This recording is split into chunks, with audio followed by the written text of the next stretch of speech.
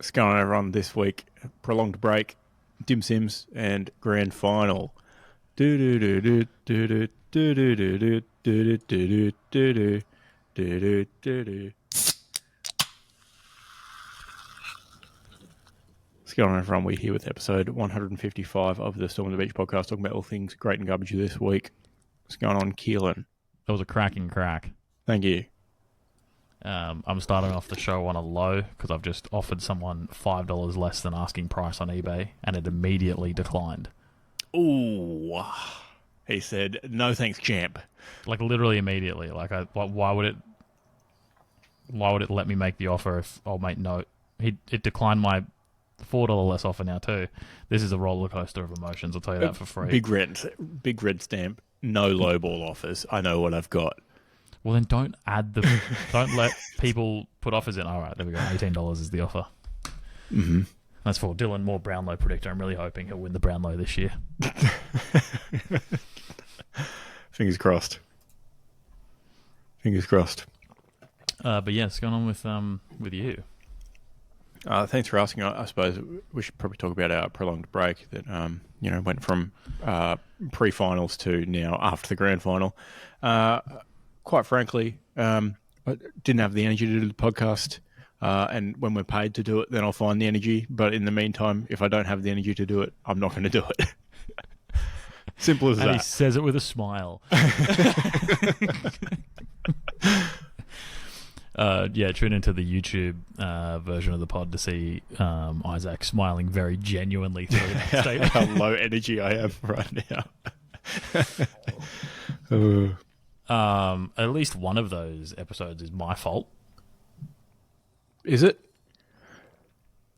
Yep, because I was in Queensland for a little bit, and then I got back from Queensland late on a Wednesday evening, saw the show Emma had written the Thursday evening, and then hopped on a plane to see the prelim on Friday.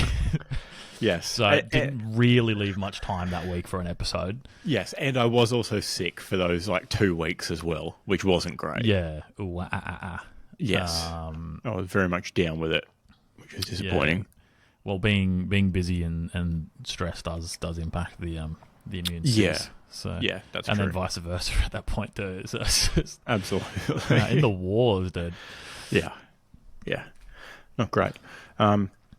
But yeah, I suppose I guess a bit of a skip ahead to maybe one of my butchers of the week that I just remembered about being sick is just going to a market for the first time in forever and being sick and getting sick from being there.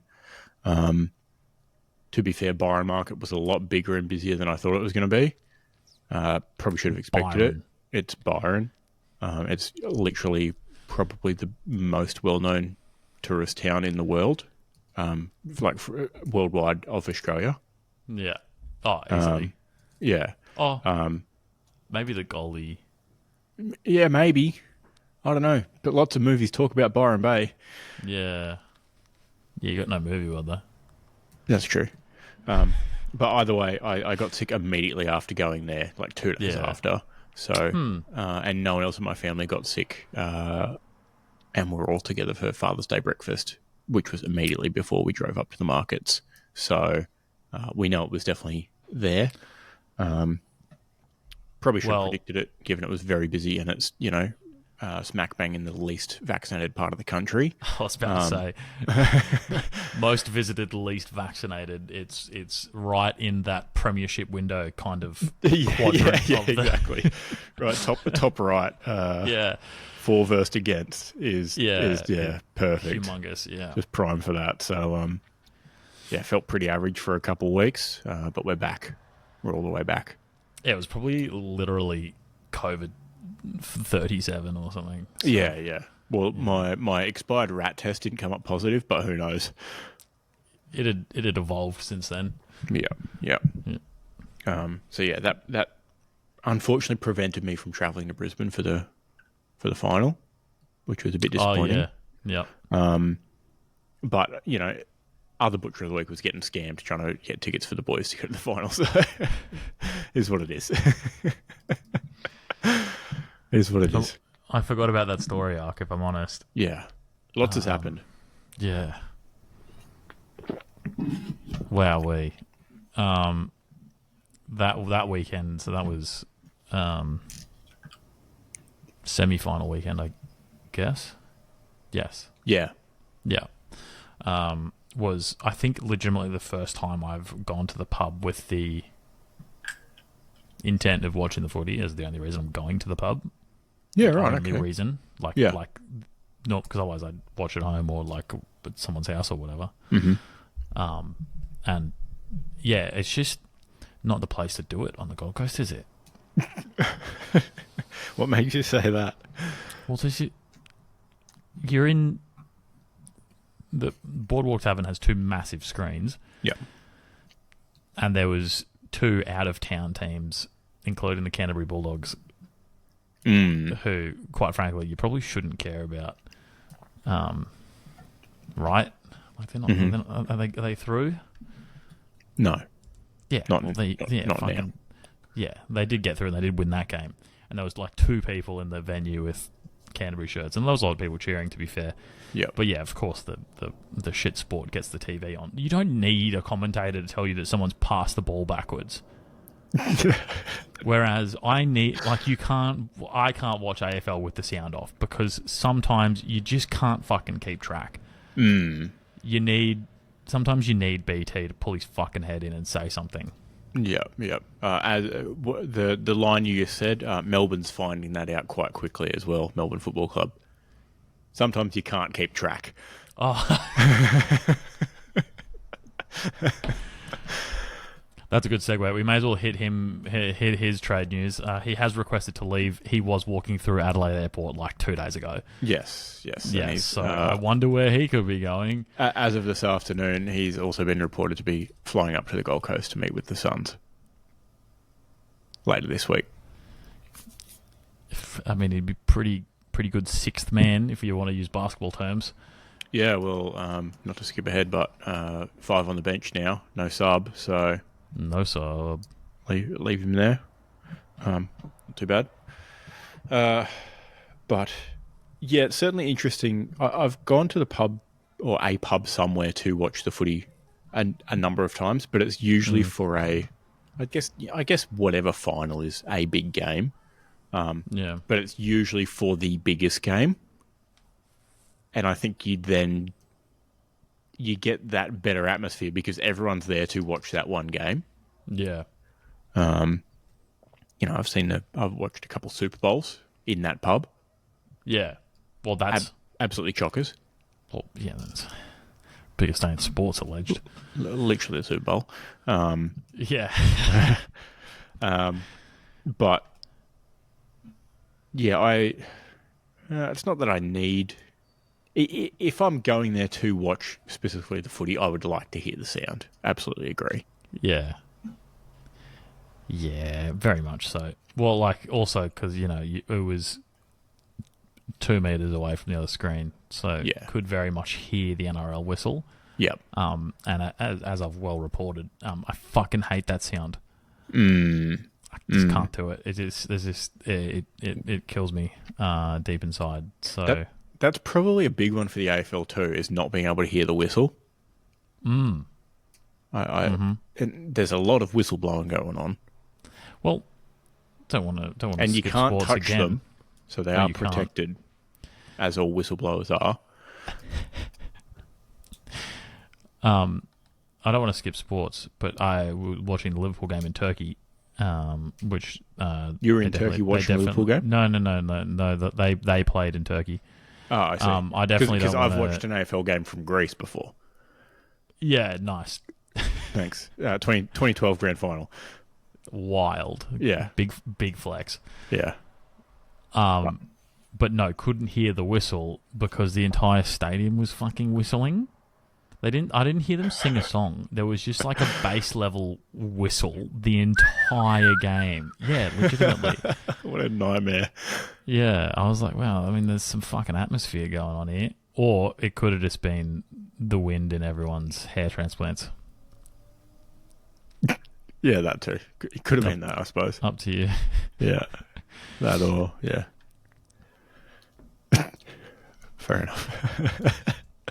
Fair enough. Very good. I think I just won that card. Oh, nice. What, for $18? Yeah. Yeah, sucks to suck, idiot. For that guy, you fleeced him. Oh. Yeah. I was going to fuck myself. Sheesh. Very good. Thanks. That being said, I have watched a lot of AFL games in bed on my phone with no sound before. Yeah, that's cuck shit. So I don't mind it. But, yeah, if you're somewhere on a relatively large screen, like I'm in bed and everything's quiet. When there's other noises going on, a bit different. A little bit different. It's a little bit gravy. But yeah, where were we actually? What were we talking about? I don't know. Fuck. Whatever's happened over the past month, I guess. There's a lot going on. Yeah. It happening. You were sick. I was sick. Not great. Sold some chickens. Got some more. So I've got a lot of... We sold 11. 1 out rule. Yeah, well, we sold 11. And we've got...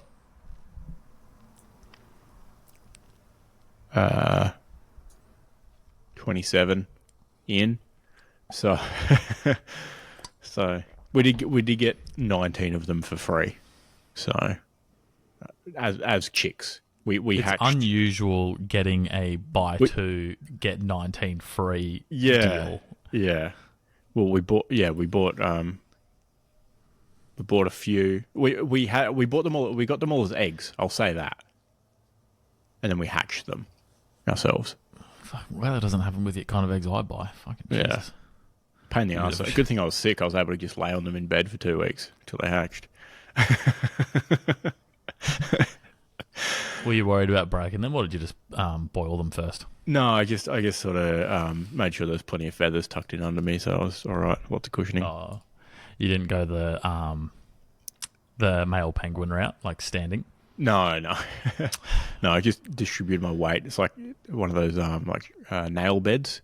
If you distribute your weight properly, it doesn't hurt. Yeah. Same thing. Yeah, the magicians and whatnot. That's right. Yeah, that's sick, dude.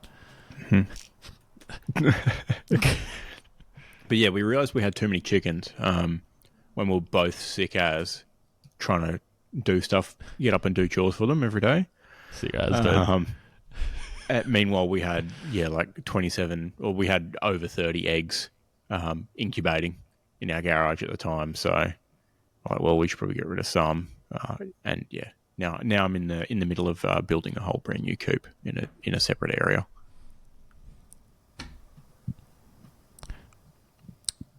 Does your life revolve around chickens at this point, then, would you say? I'd say chickens revolve around my life. My days start and end with chickens usually. So, yeah.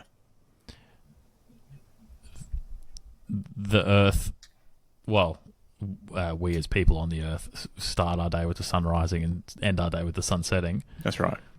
And then the earth revolves around the sun. Mm-hmm. So if you start the day with chickens rising and then end the day with chickens setting, you are revolving around those chickens, yeah. Yes, correct. That's right. Cool, sweet, yeah. That's right. So, you're going to get face paint and then tar yourself and stick feathers here and go to the footy. Become the official chicken of the Gold Coast Suns. Become one with the chickens. Yeah. That would be horrific. I've got a different butcher of the week. I don't even think I saw the video that you posted about Catman. Shocking. Can we lump Catman in with? I know Catman's not that old, but I'll just lump in middle-aged blokes wearing face paint to the footy, just in general. I'm happy to put middle-aged men wearing face paint to the footy in the shit list. To be fair. Oh yeah, no, let's do that. Agree. Yeah, hard agree. There's obviously footy fanatics, right? But I think the middle-aged man with face paint has really come to the fore in recent years, specifically in last year's grand final. I think was pretty bad. Where that Swans bloke, they just kept panning back to him when they were just getting whipped up and down the field all game. Just kept going back to him. It's not good. And then, you've obviously got to leave the footy and you literally look like a clown. But Correct. I was starting to formulate a bit of a prediction strategy of if there's a middle-aged man with face paint on, that team's going to lose, because that started to come true, obviously, with that grand final last year. But the finals this year, we saw quite a few painted men. Quite a few Collingwood stripy boys around on the face. Yeah, and then there was, some of them started losing, and I was like, okay, here we go, here's a bit of a trend. And then I forget which game it was, but one of them, the camera operators found one from each team, and I was like, well, this, we can't. I saw the first one, I was like, well, that team's going to lose, and then they found another guy for the opposite team shortly after. I was like, well, there goes my theory. But either way, we get a sad clown leaving the stadium at some point. Suck it. Yeah. It's just it's not good. Look, I don't like the stripy ones, but I'll tell you what, they're a hell of a lot nicer than the cat men and lion men kicking round. Yeah.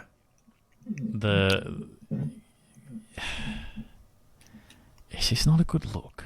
No, there's levels, really right? Not good. Yeah. And there's kids' face paint that has logo on each cheek. Sure. And then there seems to be a pretty big jump up to full either solid colour or one side, one side, other side, two colours, or the stripes. Right, that's a pretty big leap. And there's also about a 30-year age gap between those two steps as well. It's weird how that lines up. Yeah, Who are and they then getting there's to do it? Sorry, they're doing it themselves. Yes, exactly. They are doing it themselves. They have to be. Because if you'd be embarrassed to walk up to the person at the Ekka, Yes, doing face painting for kids, yes, and ask them to put that on your face, you probably need to simmer down. Correct.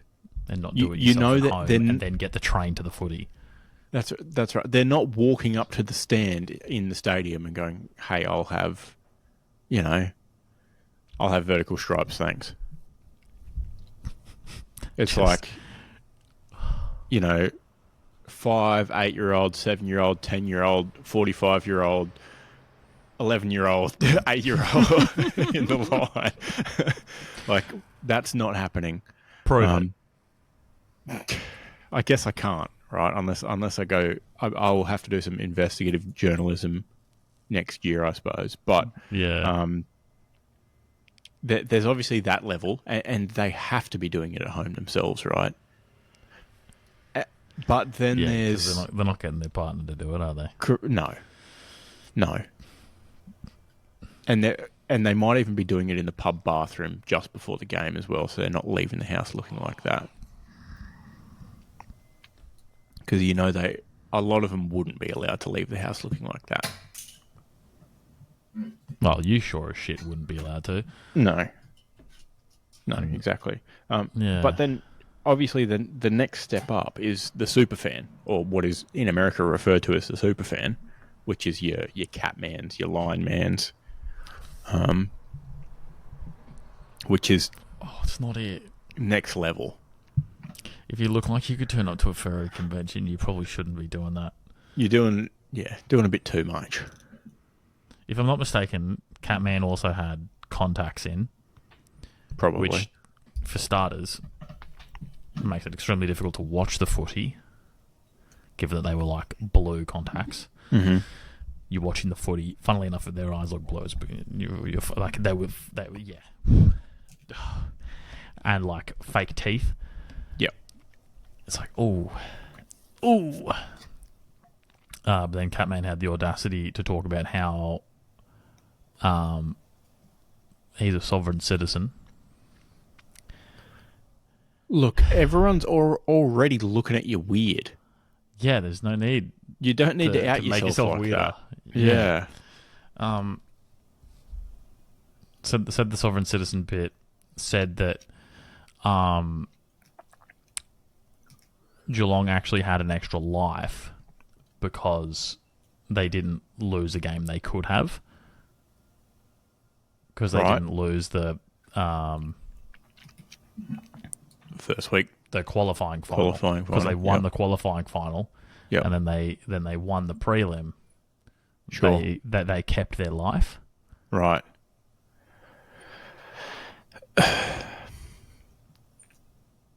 Yeah, and so he was asking for a grand final rematch. Right, I see. This weekend. I see. Gotcha. I see. Yeah. Which, sorry, for all those who don't know, that's not how that works. That's not how. No, that's not. That's absolutely not how that works. Just to clarify, yeah, it will absolutely never work like that. Never will work like that. It can't work like that. No. Yeah. At least we know how Catman gets to the footy each week. Go on. He travels. Because sovereign citizens don't drive; they travel. Oh, they travel and then they can't get there. Yes. Are you sure it's not in the Catmobile? Oh, maybe. Maybe he gets a lift in the Catmobile. Yeah, gets a lift in the back of the council van. Animal control van. Yeah, exactly.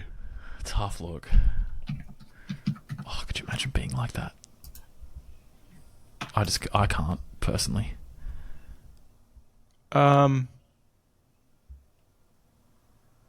I could, but they're not to that level. Like, not to the point where I would be Sun Man and I would think I'm the actual sun.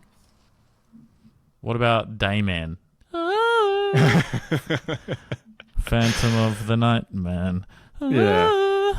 I guess the concern with that is the Suns have made finals and are getting better, so they'll probably be playing less day games next year. Oh. Yeah. Well, you can always jump over to Hawthorn and we can be Will Dayman. Nice one. Yeah. But I would get dressed up. Yeah, you would. To that level, ironically. Yeah, and wear like a shirt that says I lost a bet. But then I think I would do it enough times, ironically, that I would start to enjoy it. Don't do it then. Hold. It's a bit like the song "Cursor is the Sickest." Like, that's a bit of a guilty pleasure song for me because I ironically listen to it so many times that I unironically like it and know all the words. I can only presume as well that you started Dougieing ironically at some point, and now it's your go-to dance move, if I'm not mistaken.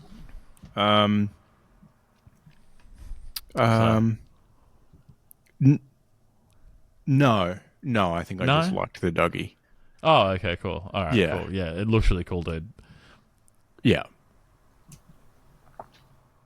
No. Did I send you the guy Dougieing on the top of the mountaintop on Instagram? It was on Instagram. I haven't read it yet. Yeah. Okay, fair enough. Banking those up, and then I'll do like a meme year in review. Yeah. Yeah, I think I might have to do that as well at Christmas, during Christmas holidays at this point. Dude, like legitimately have 2 weeks to go through everyone's and then give them a rating. Yeah. But, yeah. Give them a score. I did that with a few people last year who I didn't keep. As soon as I don't keep on top of it, I'm like, well, you're fucked. You're there for a while.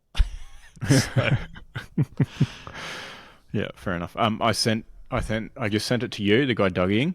I sent it to Matt earlier and he liked it, and then I've just seen that he's commented on it saying you deserve infinite followers.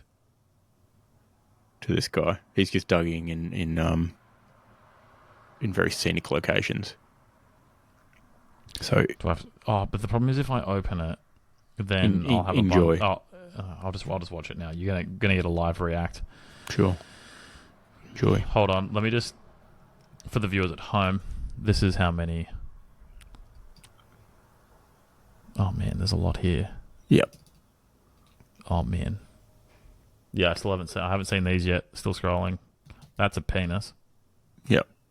Dubai unveils plans for a $9 billion gold-plated, diamond-encrusted, penis-looking skyscraper. Looks like a bad dragon.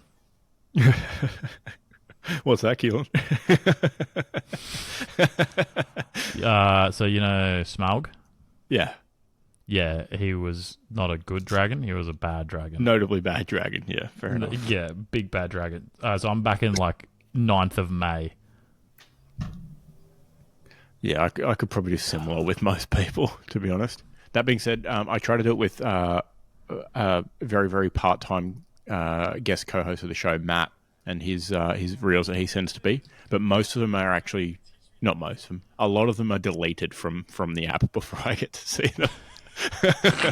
So that probably gives you a bit of context around what he's sending to me. This is a much better put together video than I thought. Than most of the other shit that I send you on Instagram. Well, I wouldn't know because I haven't watched any in almost a year. Yeah. I couldn't imagine hiking all these beautiful mountains though and then being like, you know what, time to Dougie. But like, he's genuinely done quite a good job. Yeah.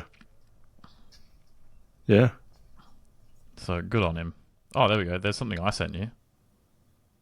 Oh, you didn't react either, so I don't reckon you've watched it. Oh, no, absolutely not. Hey, mate, just checking in. Have you seen my reel of Tom Barras that I sent you on the 10th of March at 7:43 p.m? No. On the 5th of March, it looks like I sent you the Fox Footy theme song by Parkway Drive. If you don't mind checking that for me. Okay. I haven't seen that one. Yeah. Also, to be fair, I haven't reacted to any of the 30 things you sent me immediately before I sent you those. So, yeah, okay, fair enough. Taste of my own medicine. If I haven't reacted to it, I haven't watched it. I'll put that out there. That's for my you. method as well, because that's how I know if I've actually watched something. Yeah. I actually don't think I've watched anything from you since before November last year. Oh my goodness. I'm going to have to do I'm going to have to sit down. I'm going to have to think real deep, and I'm going to have to watch all of these in one sitting and then let you know how you did. What if you just made a quick little spreadsheet and then you just gave a little, 1 through 10 on each item as you go through? Every single one? Yeah, just an easy one. Like, it's only going to be 2 columns. The 1 through 10, and then you can give me an average score. Then that'll come out as my my Instagram reel rating. Oh, that might be too funny to pass up if I'm completely honest. It's over a year. It's over a year, so it will be at least a year in review. Oh, here's one referencing Matt still being on the podcast. And it's one of those videos where that one dude comes up with funny nicknames for your friend named Matthew. Oh, yes. Huey, for example. And you have said try and slip as many of these into next week's pod. Yes, I did at the time. Okay, sweet. So if you listeners go back to roughly the 5th of July, between the 5th and 12th of July-ish last year, you'll hear a few of them, I think. Say a few funny things to Matt. Holy shit. I'm going to need to block out 2 hours, I think, on Saturday morning just to really lock the fuck in. Mm-hmm. Really lock the fuck in. Nice one. Oh, yeah. Fucking nice.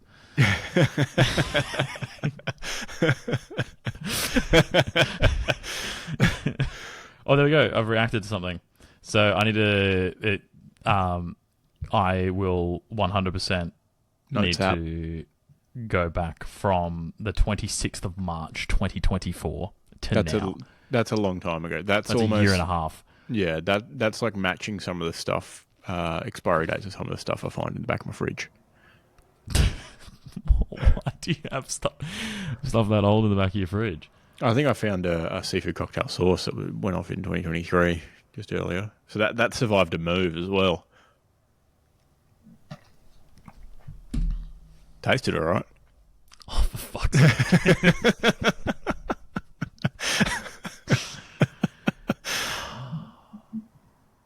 Dude. It tasted fine. Dude. Tasted fine. Fucking Jesus. Everyone's like really, like a lot of people are really like antsy about, oh, is this expired? Like, fucking just grow up and taste it.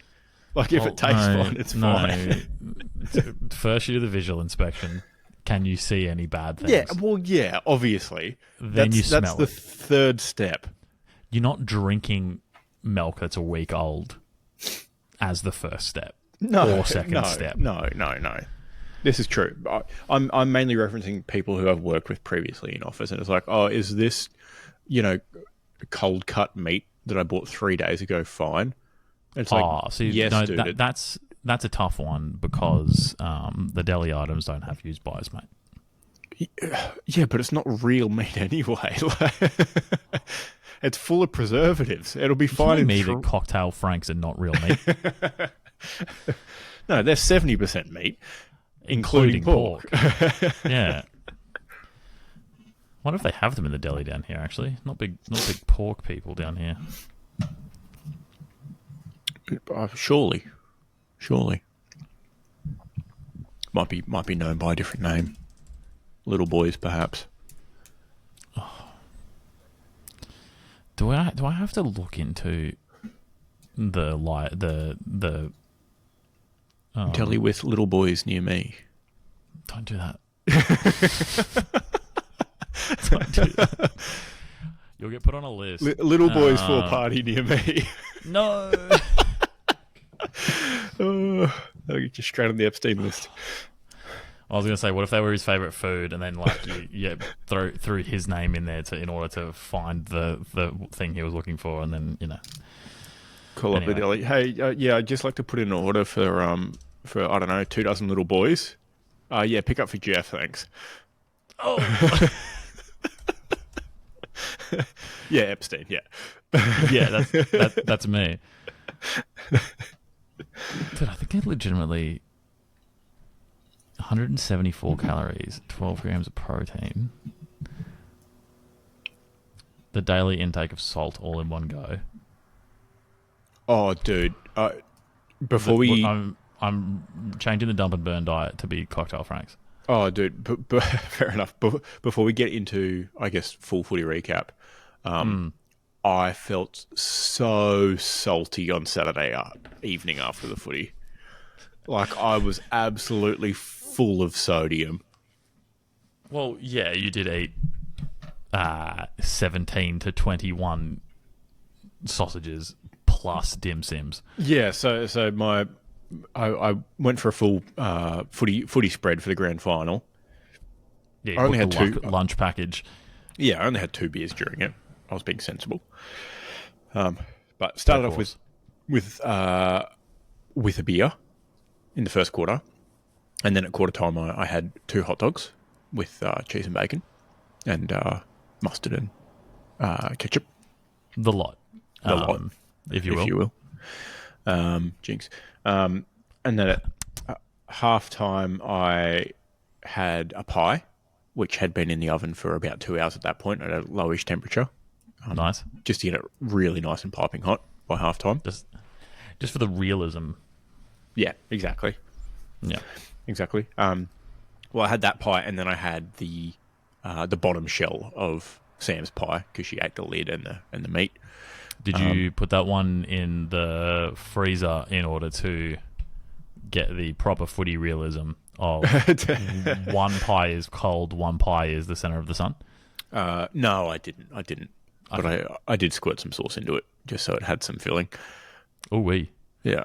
And then at that point, I had my second beer during the third quarter. And then I had some dim sims, 2 different varieties. I had 4 which were just regular steamed. And then I had 4 which I had converted into some Centrelink oysters, as they're known. I've never heard of that before. Probably a less fancy Centrelink oyster. Some people often fully wrap them in bacon or prosciutto before putting them in the oven. That's the more traditional Centrelink oyster recipe. What fucking Centrelink recipient is buying fucking prosciutto, dude? Well, I mean, you can only afford so much. So you spend on the prosciutto and have dim sims. Oh, okay. No, okay, yeah. All right. Yeah. Yeah, that's fair. But I loaded those with the remaining cheese and bacon that I had from the hot dogs. Bit of sweet soy and sweet chili sauce on top. Whacked them in the oven for a bit. And I was so full by the end of the game. Yeah, you fucking reckon, dude? Obviously, it was a blowout by then, so I was just fully focused on getting through the food. Yeah, it's all your guts by the sounds of it. Yeah, and I didn't eat dinner, obviously. The game finished at 5. And I was just so full of sodium that I just kept drinking water. I just had it. I was like just standing by the fridge, just filling up my cup and drinking over and over. But I was so bloated at the same time. And I had internal dialogue. I was both Harry Potter and Dumbledore of you need to keep drinking, but I didn't want to keep drinking the water because I was so full I felt like I was going to burst. That's a great reference. Thanks.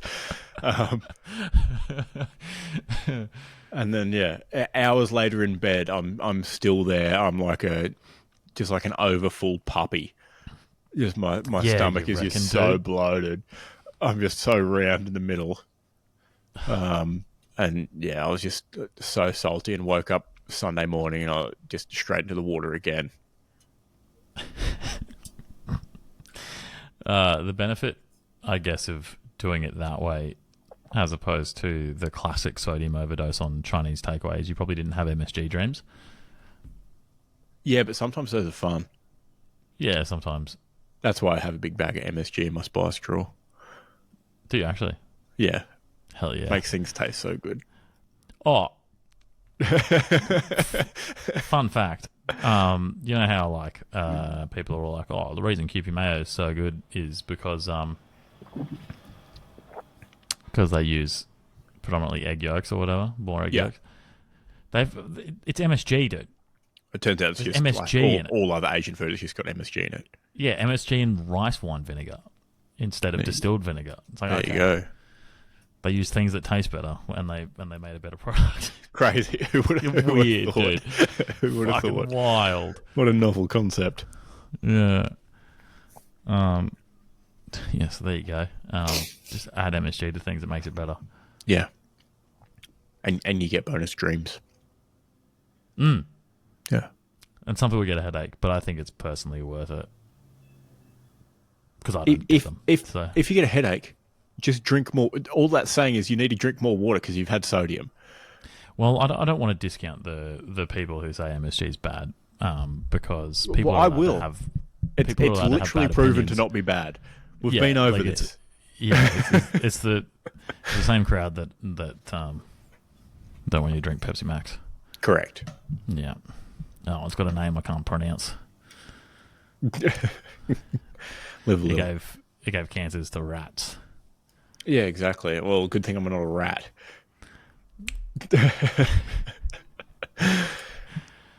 Oh, you know what? Maybe tomorrow I'll fry up some eggs. Oh, first I'll go down the grocery, get some MSG. Come back, fry up some eggs in seed oils.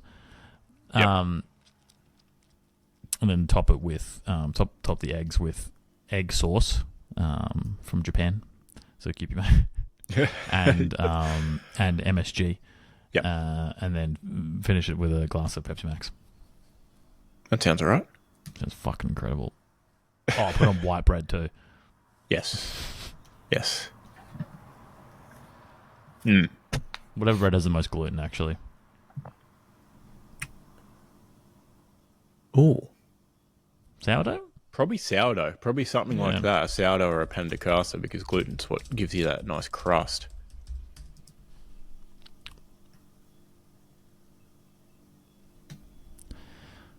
Google says whichever was all the ones using wheat flour. It's like, yeah, no shit, dude. Thanks, pal. Not particularly what I was looking for. Well, if you want to be sure, just make your own bread and knead the fuck out of it. Yes, really promote the gluten structure. Sourdough has lower gluten. There you go. And rye contains less because rye has less than wheat. So there you go. Learn something new every day. Rye tastes better too. Damn. I used to be scared of the dark bread. Yeah, I'm coming around on it. Yeah, it's good. The Aldi rye bread's actually low-key banging. I think it's doesn't fit in most toasters, but it's banging.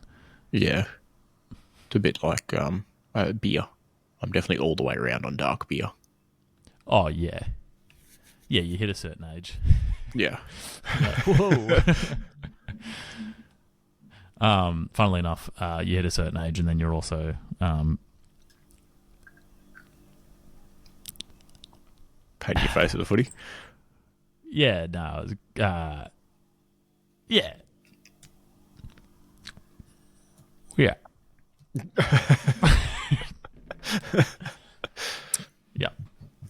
That's what I meant. Look, people can read between the lines as much as they'd like. Sure. Absolutely. I think it says Tasmania between your lines. Oh. And AFL on the other side. Oh, and then Adidas. Yes, that's true. Downgrading from Adidas to Skechers or whatever.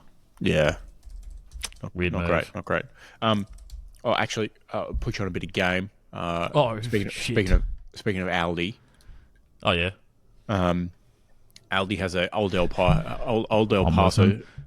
Aldi has an Old El Paso style ramen kit, i.e., they give you the flavorful thing and the cheapest thing they can provide, and you provide the rest. Okay, so they've given you the broth and the dashi, and they tell you and noodles. They give you the like a thick stock sort of for the broth and the noodles. Yeah. Right. Really, actually, really good. Is it pink?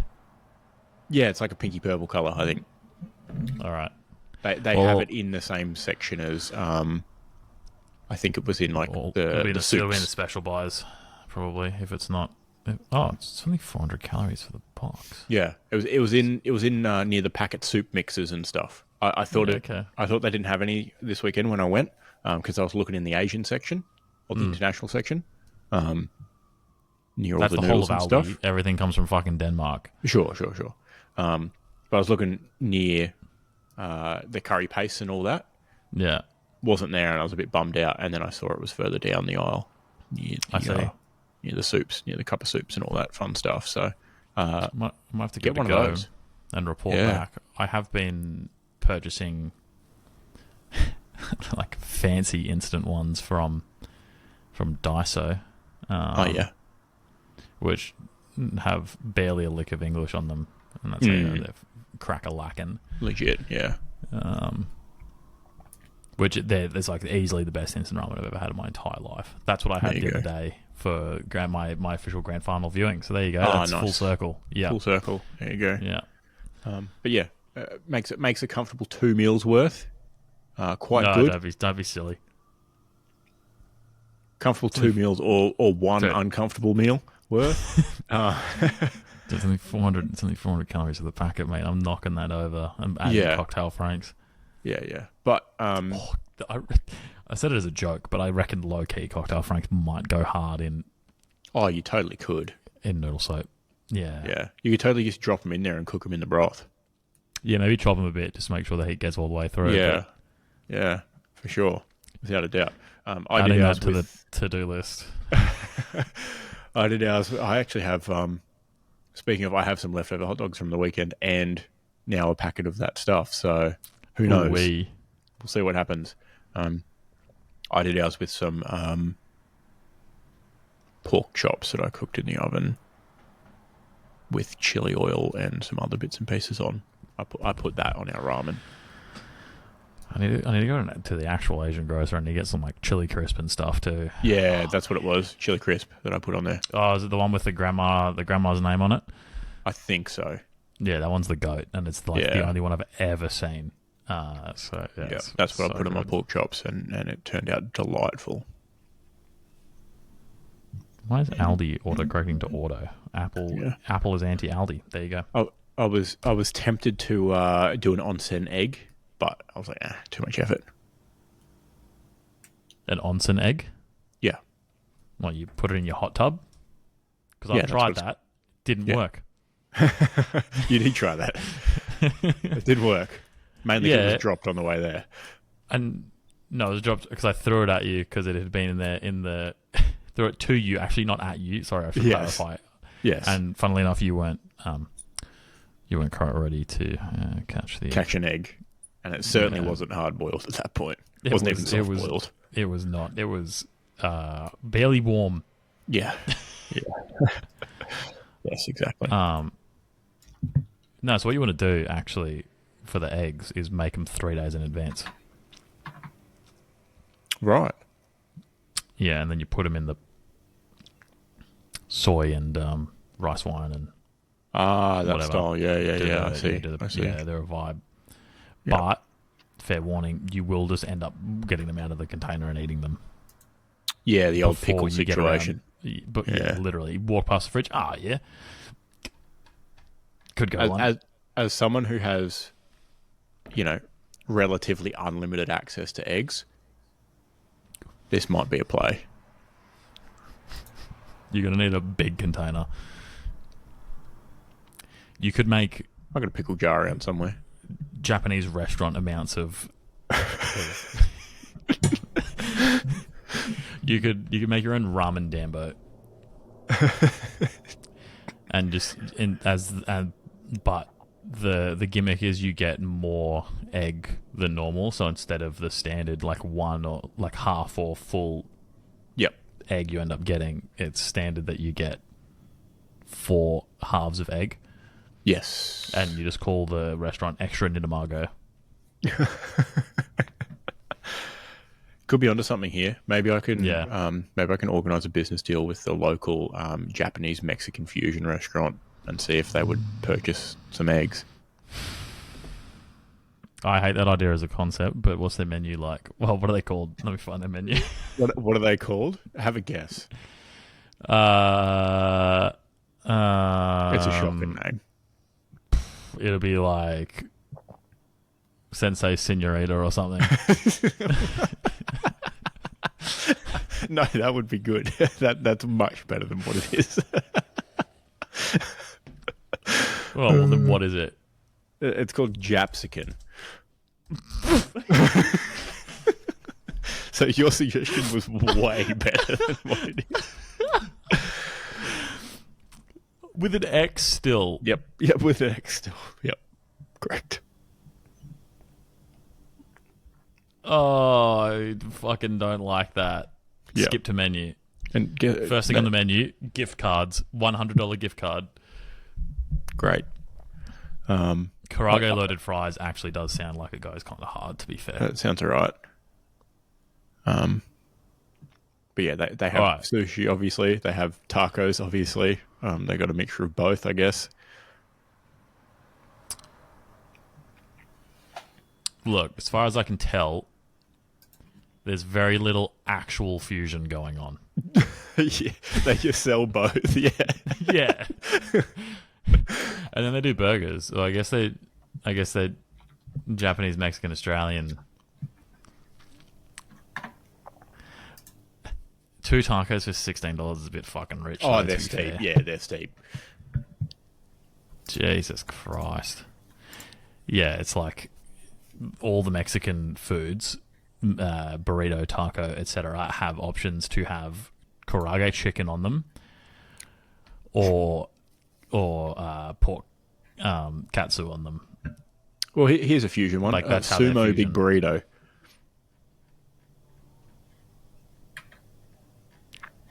Is it what's in it?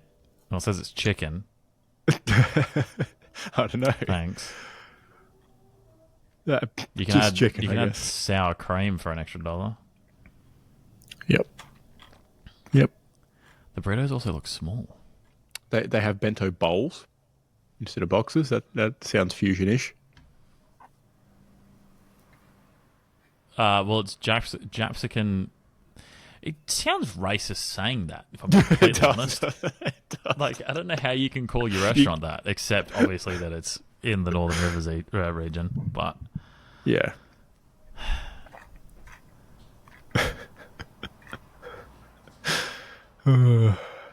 Emma, just to get a third opinion, would a restaurant that's called Japsican and it's Japanese and Mexican fusion, does that name Problematic. give problematic? She says it depends who's running it. Yeah. That's a great point. So what if it's a bunch of dirty Japsicans that are running it? Emma says it's just a bunch of Evans Head hillbillies running it, then it's probably no good. It's in a town of 3,000 people on the north coast of New South Wales. What do you think? Town of 3,000, north coast of New South Wales. Pretty unlikely it's a married couple of a Japanese person and a Mexican person. Correct. Yeah, okay. I'll be honest, I every think time we I've need been in there, to do a field trip to find out. Yeah, every time I've been in there, I haven't actively spotted what looks like a Japanese person or a Mexican person. So I think you meant to say Japanese or Mexican presenting, but that's sure. okay. Well, I mean, looks I'm just like trying to make sure that we're presenting, not on the same team as. Sure. I was going to say if it's like a maybe sometimes a Korean or a Filipino person and a Mexican, you might not be able to tell the difference between that couple. Can you say that? Well, I guess so. I don't know. I'm trying to subtly ask for a water refill, but I don't know if it's just getting across. Emma, do you mind filling up my water? Filling up yourself. Did you hear that? I heard a noise. She did an accent. She told me to fill it up myself. Oh, right. Fill it up yourself. Wasn't that accent? Jeez. Wasn't the George Takei. No, there was not a lick of George Takei about it. Fair enough. Here you go. You can get Sumo Nitro. I like how it sounds off the tongue, but I also don't. Yeah.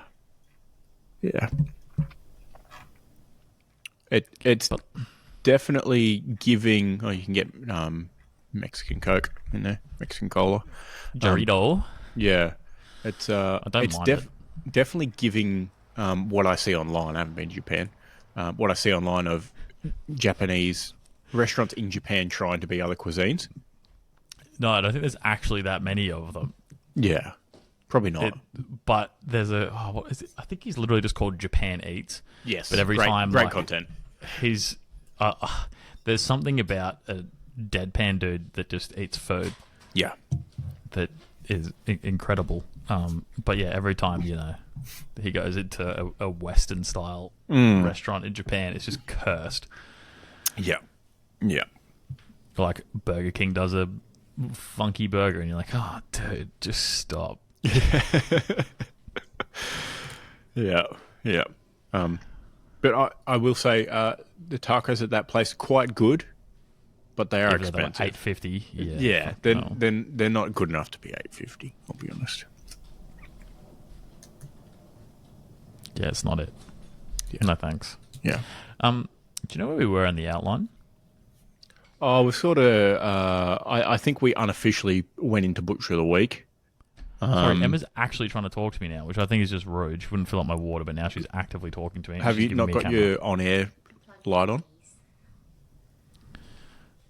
Why have you got my camera recording out? light? What are you doing? Emma's unable to plug it in. Right. Oh, the charger's over there. Plugged into my iPad. Where? Over by the record player, honey.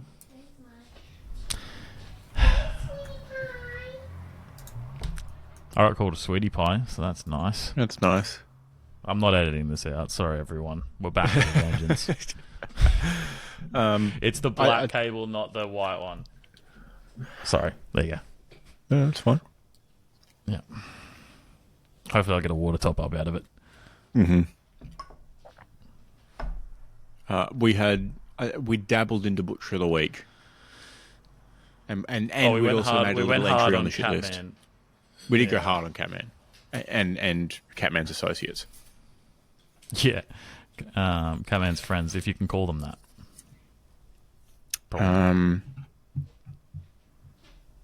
The hell is a group of cats called? Am I going crazy? Cats just don't hang out in groups, really, do they? Well, alley cats do, I suppose. I reckon it's called a litter. Because that's probably the last point they were in a group. And then I guess. I've Googled it.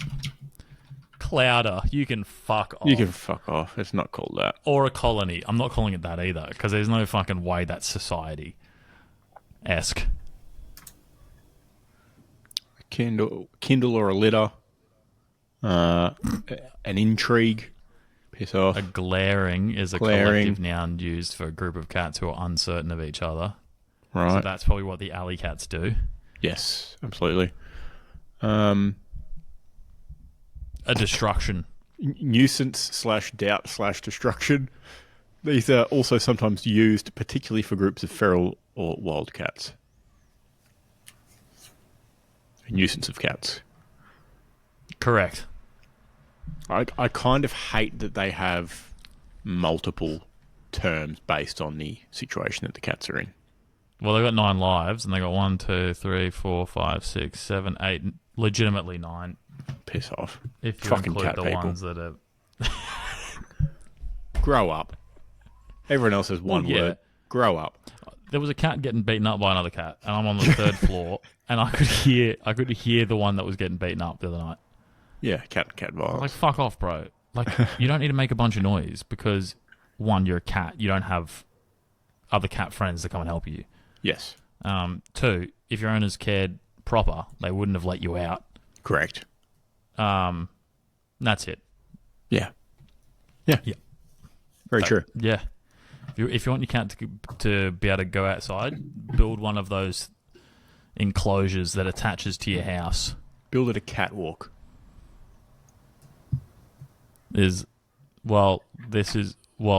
Also just an enclosure that has a doggy door situation into like a bird cage, essentially, a large bird cage. Yeah, they're sick. Or live on a farm. That's when you're allowed to have an actual cat that roams around and lives in a stable and whatever, because that's cool. Yes. Don't live in the fucking city, because your cat's just going to get run over by a car, bro. Yeah, and it's going to eat the very few native cool-looking birds that are in your area. Yeah, it's going to fucking pick a fight with a possum, bro. Have you seen a brush-tail possum? It'll fuck your cat up.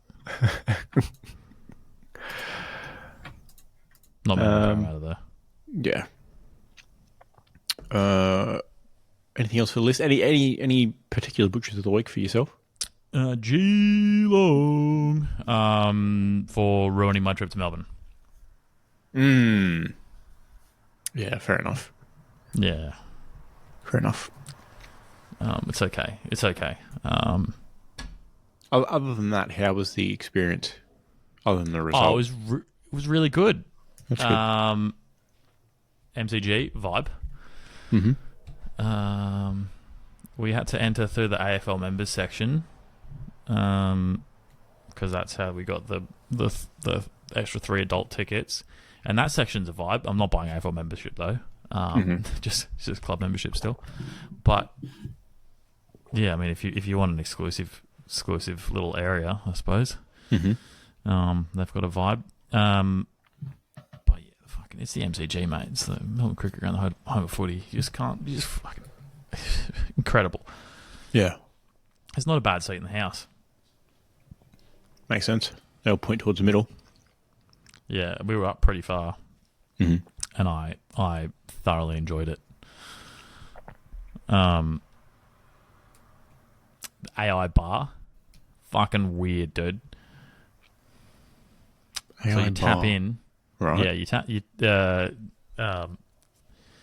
tap in. It pre-charges you $20, Sure. and then there's a bunch of people around that tell you can't grab more than 4 spirits. So you Right. grab 2 hard solos and 2 beers. Yep. And then you go put them over on the table next to security. You open your 4 drinks, and then you walk out. I see. And then it charges you like 3 days later. I thought I got away with murder. I thought the system had fucked up, and I had paid $20 for 2 no sugar hard rated lemon limes and 2 beers, and then it came back with the vengeance. Yeah, after you'd already spent that money. Well, that would have been actually the smart thing to do, Yeah. because I can't overdraft my Boing. bank account, so it would have just declined. Yeah. Interesting.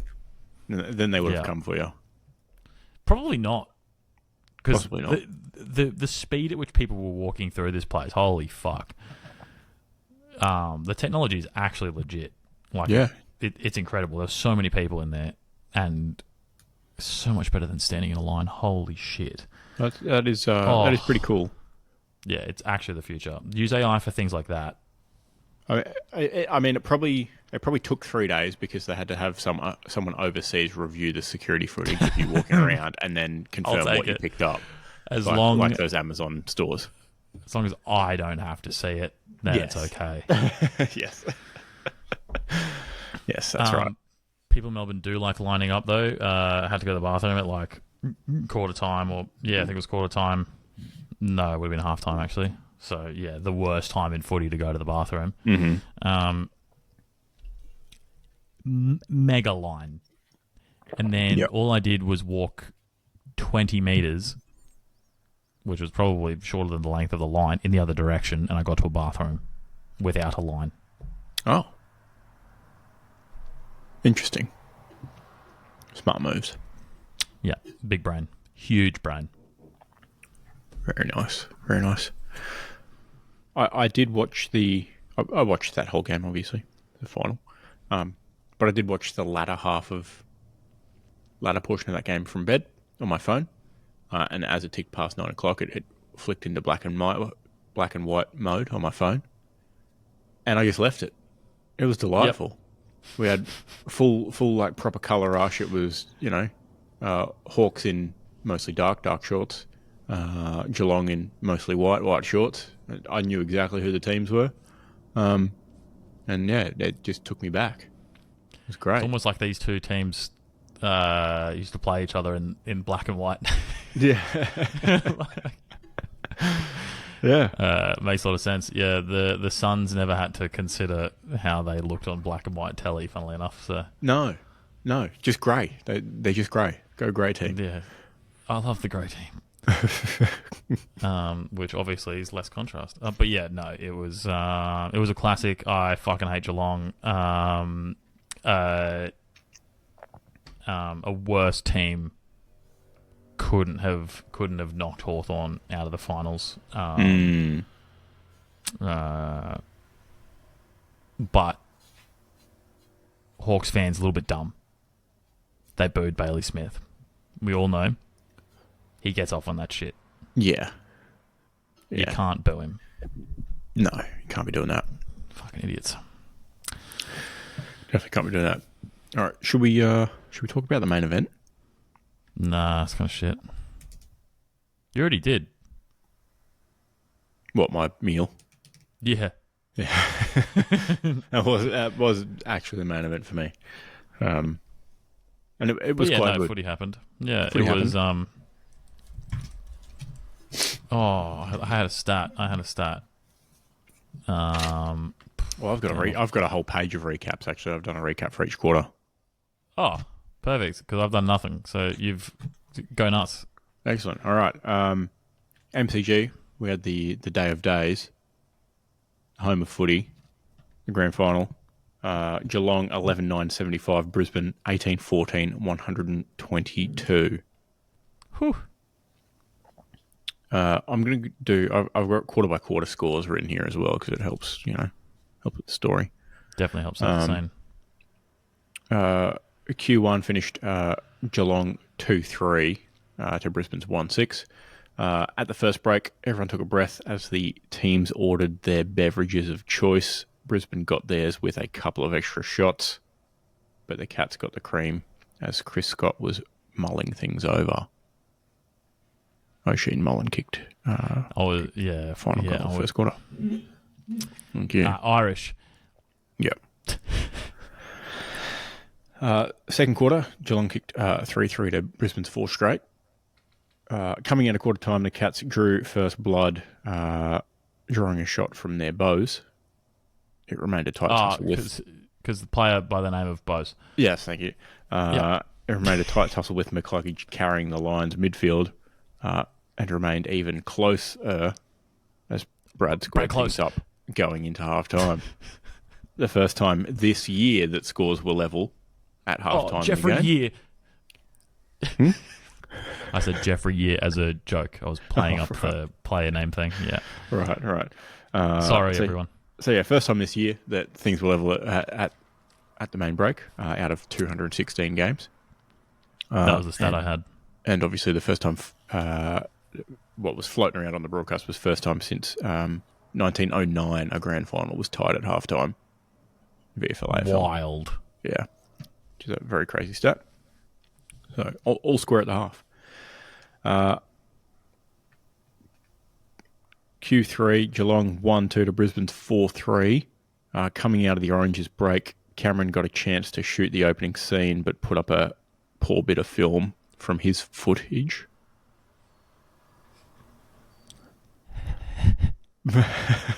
Before Zach Bailey finally got his boot around one and squared away a goal to add to his 4 behind harvest. He not great from him. He had to have the under personally. Him and all his mates were betting on the under. I tried to find the stats for most behinds kicked in the grand final, but it's not easily Googleable, and I couldn't be bothered looking through all of them on the Yellow website. But I could get you the last 10 grand finals, I suppose, in the meantime. You might have to post at Sir Swamp Thing on x.com. Oh, you can do that. I don't log in on X. Sure. Everything's happening there, by the way, so you probably should. No, Instagram Threads has more active users. Fair enough. Despite the opposition being full of cotton farmers, it was Brisbane who were getting familiar with country roads winding around the MCG, while their super sub locked in a nearly perfect premiership quarter to put the reigning champs up by 4 scores into the last break.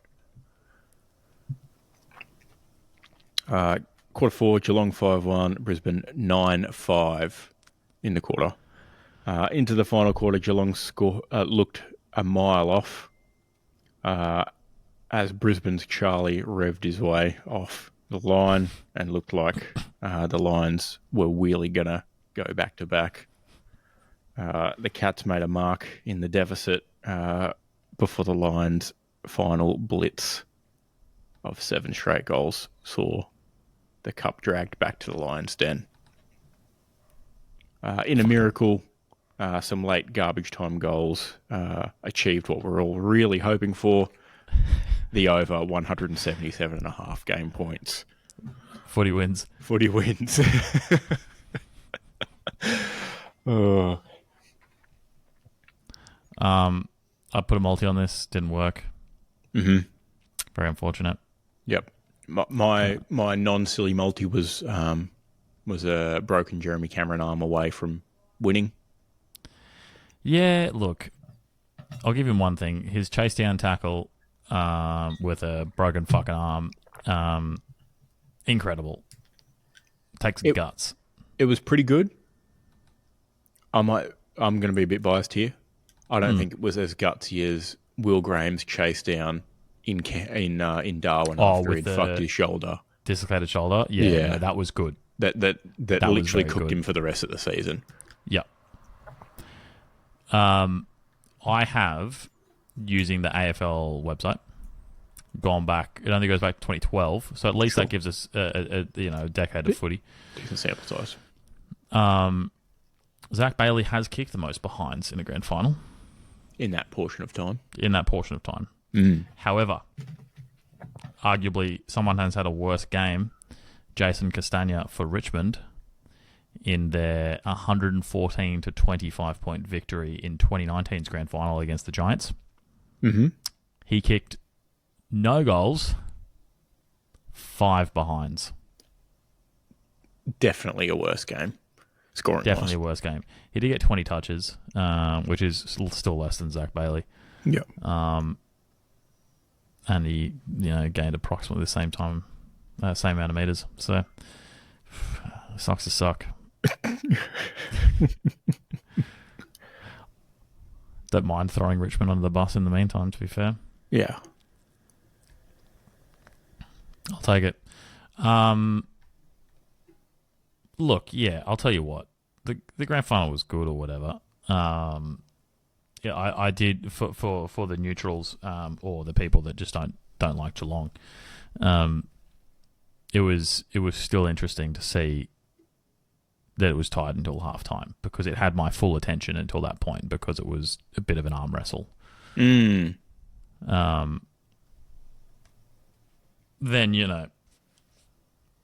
third quarter I was still like, oh sweet, I'm getting the result I wanted, and also anything can still happen. Yes. And then the fourth quarter happened, I was like, holy, okay, all right, well, might just go to sleep. I didn't go to sleep, but Brisbane were just like, we might just double our score. It's legitimately fucking insane that they kicked as many goals and they did in the rest of the game. Geelong almost did it too, to be fair. They kicked 5. Well, yeah, it's true end-to-end football. Yeah.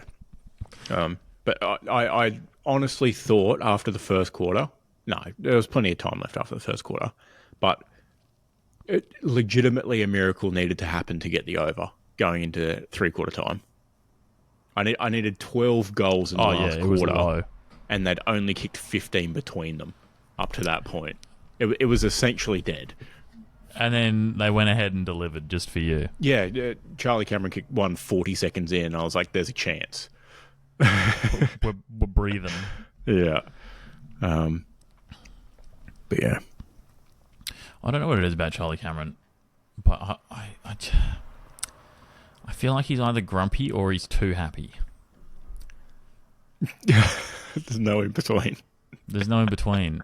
I don't like him when he celebrates, because he celebrates really hard. He celebrates so hard, and he's not on my team. Mm-hmm. But he's got a really good moustache, so he wins one back with that. Yeah, that's true. Chris Fagan might be the cutest man in football. Yeah, that's what Sam kept saying too. Not that statement, but he's so cute is what she kept saying. No, well, yeah. So, like, literally, his premiership photo. He's just there. Thumb up. Yep. And I've put Darcy Wilmot on potentially biggest wanker watch, because he did not win gracefully by any means. No, definitely not. He was doing all sorts of dancing, all sorts of mic stealing, and like, not in a good way. Like, you can steal a mic and say something nice or whatever, but it just seems like he was not comfortable in the limelight every time he took it. Yeah, it was always really rushed. I'm like, okay, like, he's young or whatever, but like, just chill out. He's gonna be, his kids will watch that grand final victory and be like, oh shit. he'll Darcy Wilmot will run from the other side of the house once they once he hears his name get called on the DVD, and then he'll fast forward through it real quick. Yeah, exactly. Now the other positive of the grand final was the halftime sprint, Oh yeah, where Jed Walter came away the winner. he did what to the winner? He was the winner. Okay, sweet, yeah. Huge and rapid. I think he had the He's third. I think he had the third fastest time on field this season. Third fastest speed on field this season. In game. Who was fastest? Oh. Certainly not Toby Green, who was in the race. Can confirm. I'll find the stats. You find the stat for me. But obviously, you know, Walter's name's been floated around as potential trade bait, but also has been confirmed as not willing to be traded. Not him, but the club is not going to be trading him as part of, you know, academy product, bloody blah. So hopefully that sprint win, you know, builds a bit of confidence for him going to pre-season and can win his spot back in the side and use that speed to full effect in game. Yeah, because I was going to say, I found it. Blakey was the fastest. Makes sense. Which I feel like he was the year before too, or he was up there. Yep. He's always there, funnily enough. But yeah, I feel like big man Jed. Like, you're not leading at the football at max speed, funnily enough. Like, he doesn't. Yeah, obviously he doesn't really get the opportunity to use his pace in game. Mm-hmm. I wouldn't mind seeing that. I could be down on it. What if you just went full speed? Just balls. Just get the balls out, you know what I mean? Mm-hmm.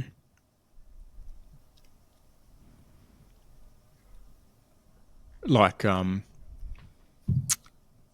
Layla at Richmond. That's a throwback.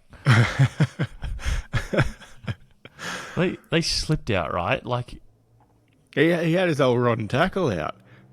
yeah, accidentally, wasn't it? Allegedly, because it, you know, sort of mid tackle and his undies might have got pulled to the side or whatever.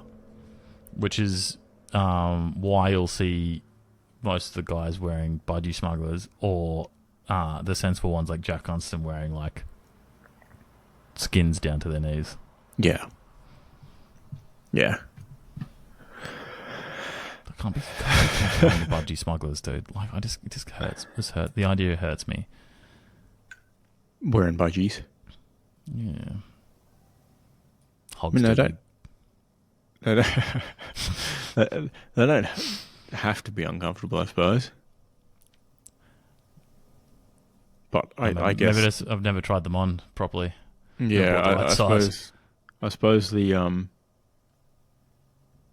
I used to wear budgie smugglers playing rugby, and I guess like most of my other equipment, I would do them on as tight as possible. Yeah, for that reason, obviously. But like same with my boots, for example, as tight as possible so they didn't come off, and that was something. No wonder you've got flat feet. Yeah, that was something that I had to condition out of my head when I moved to basketball, because I would do the same thing with my basketball shoes, and I'd be like, why the hell do my feet hurt so much? It's because I essentially have them in vices while playing basketball. Yeah, well, if you buy half a size up, then you can tie them as tight as you want. Yeah. But, yeah. You silly sausage. Yeah. But yes, I was ingrained in doing them on as tight as possible, and then I would put tape on over my boots as well. I mean, shortly we'll be moving on to news, so this is actually a good segue. I was looking for the stat I'd saved. My Facebook refreshed. Hawthorn has offered Ned Reeves a 3-year deal. Yep. Which given ruck rule changing, no crossing the line and such, will be good to have both Lloyd and Ned on the roster. Yep. Very handy. And given that Lloyd's popped up a few times with some cheeky little goals, let's get him forward. It's almost like 6 talls, 2026, the year of the 6 talls. That would be wild. I'd pay to see that. As long as Gunston's one of them, you have to have a stall forward up there. Yeah. Yeah, for sure. Definitely. Definitely. I suppose the other change of the ruck is no more bounces. Yeah, so I guess... But I did observe and point this out when I saw the article about the specific wording they used. Yeah. About scrapping the centre bounce on all restarts. Funnily enough, starting the game is not a restart. Exactly, that's what I'm thinking. So yeah. You might have a centre bounce specialist umpire who comes in to do one and then disappears. Genuinely, what I was going to say is that they're going to practice it less, and that one first bounce is just going to be shit all the time. Yeah, they're probably just going to throw it up, aren't they? Like all the others. I prefer if I bounce it because it's cooler. But like, what's the match day info going to say? Opening ball up, X time.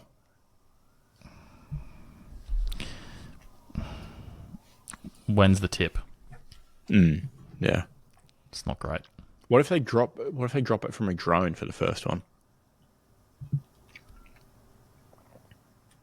Think about it. Bad. Yeah, I've thought about it. Horrible. No, but think about it, right? You drop it from a drone for the first one, and obviously I think we witnessed this go quite poorly pre-game. Horribly, at the solarium. But you drop it from a drone, and then you have immediate drone footage on top of the right contest to start for the tap, and then you switch to camera on the wing. They would love that in the broadcasting Better world. idea. Do it with the... I guess it doesn't work at the solarium because they don't have the Fox. Spider cam thing. The Flying Fox. But yeah, you could do it with the Flying Fox, and that way you could program it so that it was exactly where it needed to be. Yeah. Here's the problem. The ball is falling for a lot longer, and the big boys might get the timing wrong. Fuck, I don't know. Deal with it. They throw it in from the wing, for Christ's sake. Figure it out. Yeah, okay, all right, fine. The ball's in the air for like 5 seconds when they throw it in. Yeah, maybe if they do also, you don't get the timing of seeing the umpire do it, but I suppose if the umpire just blows the whistle and then the drone drops it, they could get used to it. Yeah. And by drone, I mean not the drone, because we know how badly that went. Yes. The Flying Fox cam. Just no good. Flying Fox it up. Were they using Flying Fox or drone for those shots in the grand final? There was lots of Flying Fox action. But anything outside the ground was either helicopter or drone. Yeah, probably drone. Some of it I think was some I think was drone. Yeah, I mean, the in-game stuff, those alternate angles we were getting, they were a bit overzealous on in the first quarter. I'll be honest. Yeah, I'll spam the button. They were overzealous with the drone or thingo during the Snoop Dogg thing as well, and I think at one point they cut to it when it was like the signal from the drone or the helicopter was not good either. So it was like it looked like dog shit and it was stuttery, and I was like, just don't cut to that, dude.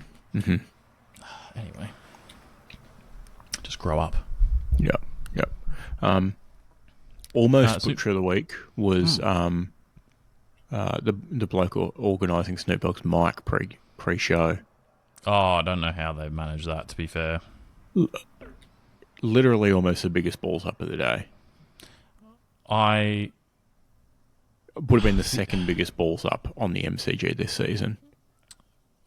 After Sam Layla, obviously. Yes, obviously, I'm like, Yeah. he's a fucking kid out. Yes, we get it. Lots of Could that's be- nuts comments on the Instagram. Oh, that's nuts. Damn it, my train of thought. All I'm thinking about is his balls. It could have been Snoop Dogg because the soundy came over in a rush as well and Yes. just turned on the transmitter. And Yes. Snoop Dogg could have been told to their hairs to do it Maybe at some point before it. Yeah, maybe. Importantly, in the background of that video, the VT was already rolling. The entertainment was already rolling. There was, if his microphone wasn't working, would have been incredibly awkward. There was no backing out from there. Yeah. Snoop Dogg's pre-recording was already saying, "Fucking let's get a bit." But besides that video thing, actually, the video thing was kind of cool. In the regard that it's a good way to hype him up and also make pre-record him actually potentially caring about the sport. Yeah. Yep. And I think the show overall had energy. Yeah, it was alright. Wasn't against it. No, it was alright. Baker Boy turned up, played the didgeridoo, which somehow fit the song really well. Mm-hmm. I wouldn't mind that version. But just Mowboy. Bit of didgeridoo drop it like it's hot. I don't think it was that song, but that's a good name. No, yeah, would be a good one though. I've been sick. But of course, what everyone's here tuning in for, the flush factor. Did you see the flush factor for this game? I don't think I saw the flush factor for this game. It was so Melbourne Water posted the flush factor. Right. Okay. Game. Yep. The graph tracks with large peaks in water usage during quarter time, half time, 3/4 time, and the presentations they're on. Nice. Yeah. Yeah. Fair enough. Makes sense. Pretty much as you expect. Yeah. Really. But yeah, definitely. How many megaliters is that? Maybe 10 megaliters less usage because it's comparing it to the previous Saturday at the same time. Sure. Yep. 10 megaliters or whatever. A lot of water less than in during the quarter compared to that same time last week. Because the entirety of Melbourne was not going to the bathroom. Yep. For at least the first half of the game. Yep. Yep. No, that makes sense. That makes sense. I would very much like to see the stats for an all Melbourne grand final, if I'm completely honest. Have to wait until next year. Yep. Oh, it won't be Melbourne as the other team though, will it? It'll be Hawthorn and Brisbane, maybe. Hawks Suns. Really cool. Hawks Suns. I'd hate that. No, I'm taking Hawks Brisbane already. Lock it in. Really cool. Very really cool. I guess one bit mentioned already. Sub player rule will be abolished from next season. Teams will just have 5 players on the bench. Gonskis. Don't mind it. Total rotations won't change. Like total number of rotations you can make won't change. Yeah, they don't really. Which is fine anyway. Because then you still have the fatigue factor, which is good. Yeah, they're still keeping emergencies though, aren't they? Potentially. Yes, because that's part of the pre-game selection sort of deal. Yeah, and they're doing concussion subs, or they get rid of that. I can't remember. They got rid of that already. Didn't make any mention of that, so yeah, I guess they got. I think they got rid of that already and just had the sub for whatever. I think they changed that already because you can just do a tactical sub. It doesn't have to be for injury. Yeah. So now you just go 5 on the bench. Which also probably makes it a bit more... It's more interesting or makes it... It's probably better for those fringe players because you don't have to name someone who's potentially a utility player, or plan for one player to go back for your sub to come in and play forward, for example. Yeah. You can just play a dedicated second ruck, for example. A proper 5-man bench. Yeah, you can literally just go ruck for ruck, rotating, if you wanted to, without having to rest them forward. Yeah, I wonder if it's an actual proper Ned Reeves, Lloyd Meek situation. Yeah, we got the real deal next year. 2-ruck meta. Melbourne were just too early with Gawn and Grundy. The rules just didn't work for them. They did that like on the pitch at the same time, dude. That's weird. That was silly. But that would be unstoppable now, I think. Yeah. Well, if I feel like if they had turned Grundy into Mark Blitzarves, it probably would have worked. Yeah. But no. Yeah, we'll see. I think it's an interesting change in the way that it scares me a little bit because I really like Lloyd Meek. Yep. And I don't want him to get less game time because I like Big Meeky. Mm-hmm. So we'll see how that goes. Specifically for him, I think it's a good change in general. Yeah. But yeah, that of course is the crossing the line part, not so much the tactical sub. Yes, getting removed. Yeah. But on the ruck thing, also the throwing it up instead of bouncing it most of the time, I think is going to benefit the ruckmen that are more of the like consistently good. They do their thing. They get about it more so than just like the athletic fast one who can react to the bounce that goes a metre and a half the wrong way. Mm-hmm. So I think the guys that are consistent are going to get rewarded. Is kind of what I'm getting at. Yeah. Agree. I think the sub thing will be very interesting. Like you might have teams that literally just go like midfield unit 1, 1 and 2, and instead of cycling people from say the wing or half forward into the midfield, you might just do like a straight swap of 3 boys on and off at a time. There's so many options. It makes it so many options. But yeah, I'm like looking at it from like a rugby union substitute point of view, where you usually have a split of X amount of forwards, X amount of backs. One of the backs is always utility. Yeah. A back is a half back. A back is a maybe a fly half. You might do 4 and 3. Controversially, you might do 5 forwards and 2 backs, both being utility, for example.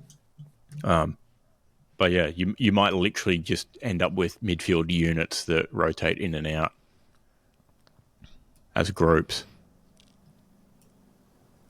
Yeah, I guess maybe the players then that are those multi-role kind of, like your Josh Weddles. Yeah. They're going to be more valuable then, aren't they, too, I suppose? Yeah, for sure. I've heard chat of Josh Weddle going to the midfield. I'm not sure if I'm vibing it at the moment, but if your midfield boys are absolutely getting run around, and you can't just take sub Finn McGuinness. Yeah, exactly. If you got no Will Day running around, you might have to throw him in there. Yeah, legitimately. No, he'll be back. He's got so much time to sort his foot. It's fine. Mm-hmm. But you might end up with like your offensive midfield grouping, and then the other team's getting momentum, and you just send on 5 taggers. Yeah, you just send 3 taggers into the midfield essentially to win the ball and win it back, or just tackle and then get other people into the midfield from other parts of the ground. Yeah, like literally, you sub on. Is the dream team. Finn McGuinness, Rowbottom, and Hugh Greenwood comes out of retirement. No, I was going to say the Lions one that got injured before the granny. But all I Berry. can think of is Dunkley, and it's not Dunkley. Yeah, thank you, Barry. Yeah. So yeah, you just sub Got my on. son's legend, Jared Berry. So you sub on them, and then you just lock the ball in. You just get instant tackle straight away, and then everyone comes in from 666. Which would actually be everyone else, legitimately everyone else would be having such a break too. Your forwards are having a break, your backs are having a break. Like, don't even send them into the contest as extra people. Yeah. Just have Ross Lyon just is laying sitting at tackles home for just 5 rubbing minutes. his hands together right now. He's like, why the fuck do we pay Naz so much money, dude? We don't need him. We're just going to play 2 hours of tackling simulator. Yeah, exactly. And we'll kick 2 goals and they'll kick 1. Footy your granddad would love. Well, look, if we see St Kilda play like that next year, we said it first. Yes. Yeah. And by that, I mean you did. Thank you. Appreciate that. I've been at the cutting edge of some journalism in recent weeks around trade, so who knows? Yeah.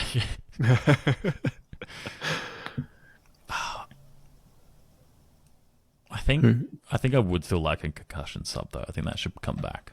An extra just for that reason. Just for heinous injuries. Mm. Because otherwise we could bring in goons. Well, you can bring in goons anyway. Well, yeah, but currently, if you bring in a goon,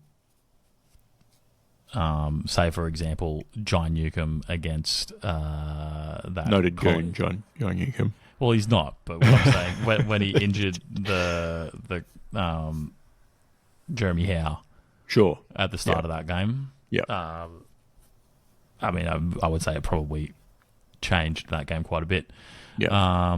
Or when Scholl absolutely laid out Tom Stewart early in that game. True. Yeah, it just feels bad at that point to already be a man down on rotations. Yeah. Pretty high contact sport. But everyone's on the same playing field at that point, I guess. So it is what it is. But I guess having the extra does sort of address that, because you don't. I guess you still go down to 4. I don't know. Yeah. It's a bit of the same, but a bit different, I suppose. But you can definitely still goon it up if you really wanted to. Yeah, I suppose so. The goon just misses following weeks. There's no send-off rule or anything. Yeah.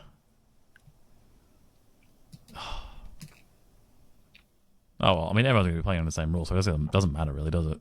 No. We'll see what happens next season. Maybe there'll be more injuries because fatigue will just set in. But possibly. Yeah, possibly. We'll see. Will Day's going whole season uninjured, though, so I'm just locking that in. That's good. Yeah, that sounds good. Mm-hmm. I have some info here released about the draft selections at the Tasmania Devils. Oh, yes. Yeah. Every time I hear Tasmania Devils, it just hurts That's their name. a little bit. I know, dude. What's your problem? That's their name. I know that's their name. It doesn't sound right. Why not? It never will. They're the Devils from Tasmania. Tasmanian Devils. No, they're not. They're the Tasmania Devils. I'm looking at it on my phone right now. Oh, says it on the Guernsey with that weird green dog that's on there.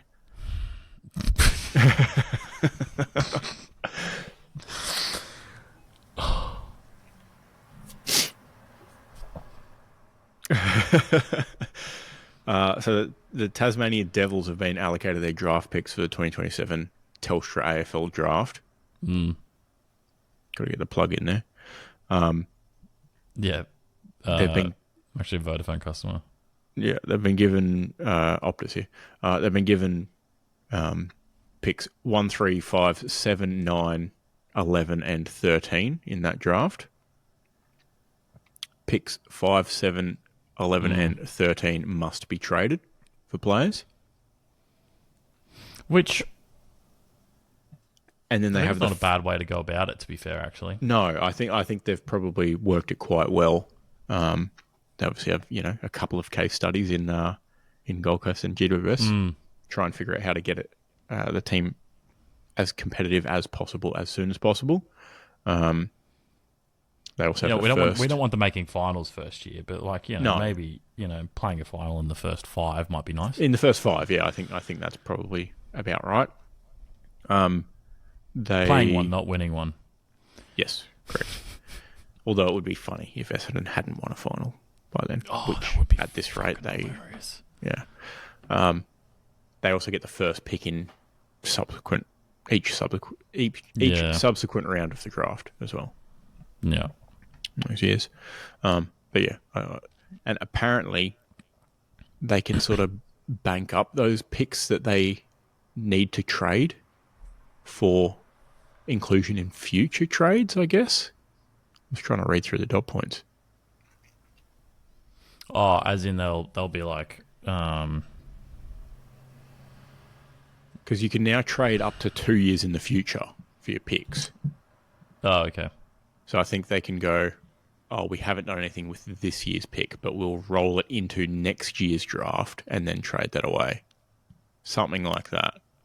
But the draft positions don't take into account father-son or academy picks as well. Yeah. And as we know, Gold Coast love a father-son pick, so they'll be all over that. Speaking of father-son picks, the Tasmanian Devils get father-son access to the sons of any players whose father was born in Tasmania and played 100 AFL games. So not even, any club or anything like that, just born in Tassie and played 100 AFL games. So fuck the Gold Coast, right? Because we're still, I don't know, by my judgment, 6 or 7 years away from Dave Swallow's son being old enough to be a father-son. And he's literally the first Gold Coast Suns player ever. Oh, it just feels like I don't know why you do that and then not retroactively be like, all right. Gold Coast, you get the same thing. I guess maybe the academy thing. That's their argument, right?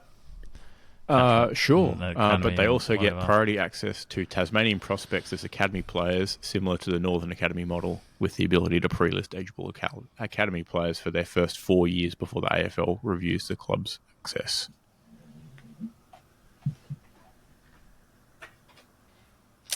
Access to Tasmanian prospects from 2 years before the club's entry. So, next year. The year after. Yeah. Yeah. Huh. Access to pre-list players who have previously nominated for the national draft but have not been selected or are not currently AFL listed. Which I think is fair enough. They get in the bag at this point, though, to be fair. They've got everything. They are. They're going to absolutely Redcliffe. Yeah. They're going to Dolphins this. They are going to. I think they are going to Dolphins it, which is a good thing. But it's also a lot easier to pull off in the NRL. Yeah. Teams don't get. It's a lot harder to get flogged in rugby league. Yeah, because the sport's dumb, dude.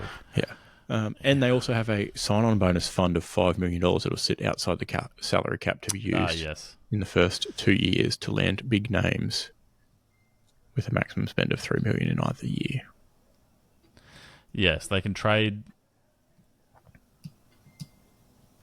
Oh, man, they could give like 3 top 10 first-round picks. They can give picks 3, 5, and 7 to some... what was it? 5, 7, and 9 have to be traded? Or 5, 7, 9 has to. Yeah. They could trade the others, but they have to trade those ones. They have- 5, 7, yeah. 11, and 13. Well, they're going to have to trade 5, 7, 9 anyway. So like, they're obligated to. So whatever. So they can literally give something away that they have to give away, and then give someone $1 billion, and then pick up whoever's the prominent free agent target at that point. Yeah. In literally any position, because they'll have money and 3 picks. Mm-hmm. They have to give away. That's wild. Yep. Harley Reid's contract went past Tasmania entering, didn't it? Oh, no, it didn't. I can't remember now. Was it 2 years? 2 years extension. Until the end of 2028. Ah. So, yeah. But, you know, at the end of the Devils' first year. Yeah, so they probably won't have the same draft picks by then. No, but they'd probably get another decent lot, I would say. Yeah. Do you see they actually signed their first player as well? I did see that too. Yeah. Yeah, Jai Menzie. Mm-hmm. For their VFL team. Tassie boy as well. Yes. You'll have to see. And he's only 22, so that's a pretty good age profile for the team by the time they're in the league. Yeah. I would think. You'd have to think. Mm-hmm. Couple years in the VFL. 24, 25. By the time hit the big league. He's a big body. What position does he even play?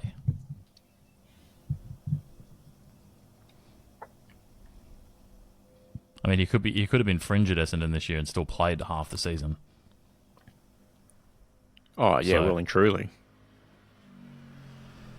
This is just bad journalism. They haven't mentioned like what position he plays. He's a forward. There you go. Thank you. Thank you very much. Did he play this year? 36 goals in 47 games before being let go. Yeah. It's not too bad for a young fella. Don't know. He played at least 10 games this year, so there you go. Yeah. That would make sense. I Given think Essendon. just about everyone played 10 games for the Bombers this year. Except for the ones that were injured Yes, too often. except for their actual starting 18.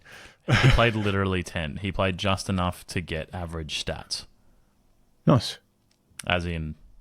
Qualify for an average. Qualify, but he was below average in most metrics. Great. Because he was 21, 22. So, whatever. Yep. Well, yeah. Now, obviously, all of this is still contingent on them getting a stadium with a roof. Yeah, otherwise they're just going to be a very well-funded VFL team. Yes. Yeah. Well, They'll just be the Tasmania Devils of old. Just a VFL team. Yeah. That no one goes to see. Because it'd be cold and rainy and windy. Correct. Because they'll have no roof. Yes, correct. Exactly. Fuck. Exactly right. I'll have to make the trip up to see Tasmania Devils VFL side play. Yeah, dude, the trip up to on the Tasmania, coast. dude. I meant up to Southport Sharks, for example. Yeah, Or sorry. if they played this later. I pre-queued the joke before you finished it. Yeah, thanks. It's not technically up though, is it? Just across. On a map it would be. Depends which way you hold the map. You'd... Boo.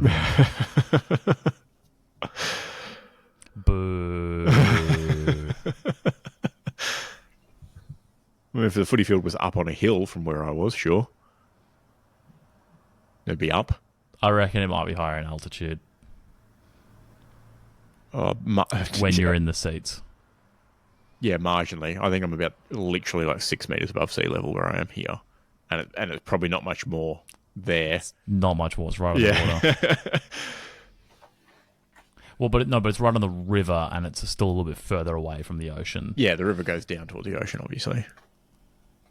Science. At times. Moon.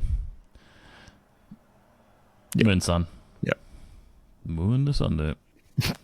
Look, I wanted to talk about Bailey Smith's Mad Monday, but I think we're actually better off not talking about it because he's a flog. He just dressed up as a farmer, didn't he? No, he made like everyone else at Geelong, pretty much. He made a joke that suggested that losing a grand final made him a bit gay. Ah, I see. Right. Yeah. Which I forgot his name. Mitch something. Yeah. which Mitch Brown. How can you forget the name Mitch Brown? Is that not the? I don't know. It's pretty forgettable. It was well, yeah, but like it should be like an easy guess though. Sure. Yeah. Yeah, I guess so. Yeah, and so Mitch Brown, who is of course the AFL's first out bisexual player, said, "Yeah, it's not a good move." Saying that, you dickhead, and said it makes him a loser. So sucked in. Fair enough. Makes Bailey Smith a loser. Yeah. Fair enough. Yeah. Look. I don't think Bailey Smith cares. No, he doesn't. It's pretty evident he doesn't care about what people think. Or maybe he does. I don't think he does. Deep down. Maybe. He has struggled with mental health in the past. That's what I'm getting at. Yeah. Maybe he does, and he's just pretending he doesn't. Perhaps. It is cute that he got a hug from Dangerfield, though. Yeah, that's nice. Dangerfield almost touched Bailey Smith's balls more than he touched the ball on grand final day.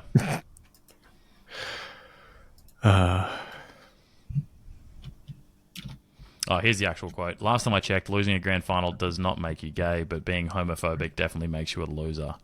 And I think that's a pretty well-worded zing. So, cop that, Bailey Smith. Yeah. Champion. Yeah. Yep. Fair enough. Another good one outside of all the Cowboys was Max Holmes going as another journalist this year. On trend for him. Yeah, incredibly on trend for him. Mm-hmm. And of course, everyone complained. The nightly.com.au said Max Holmes mocks journalist Caroline Wilson. Imitation is the sincerest form of flattery. Mm-hmm. So he's actually flattered. Yeah. Exactly. Yeah.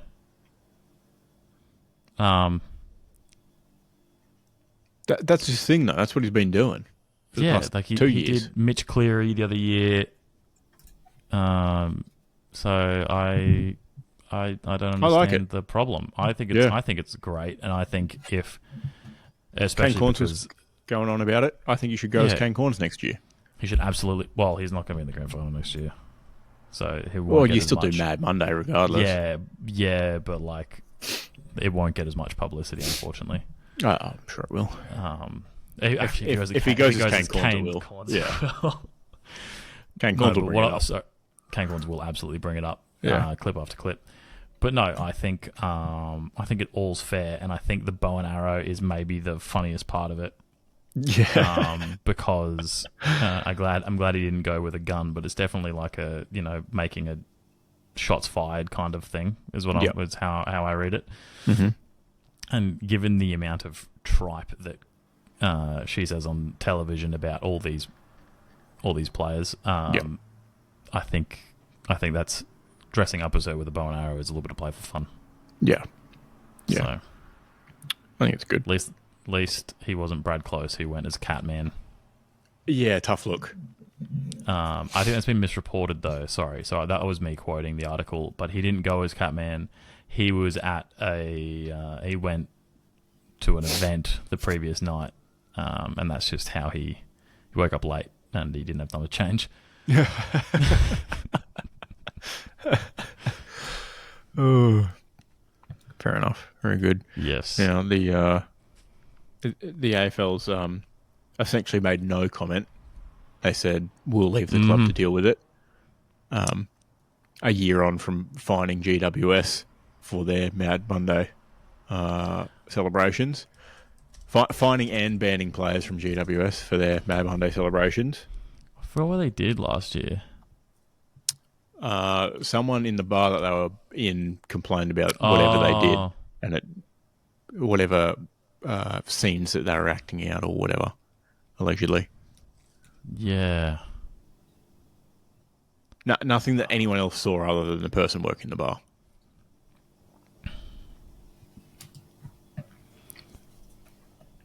I can't remember at all, and of course, it's not reported well because it was buried.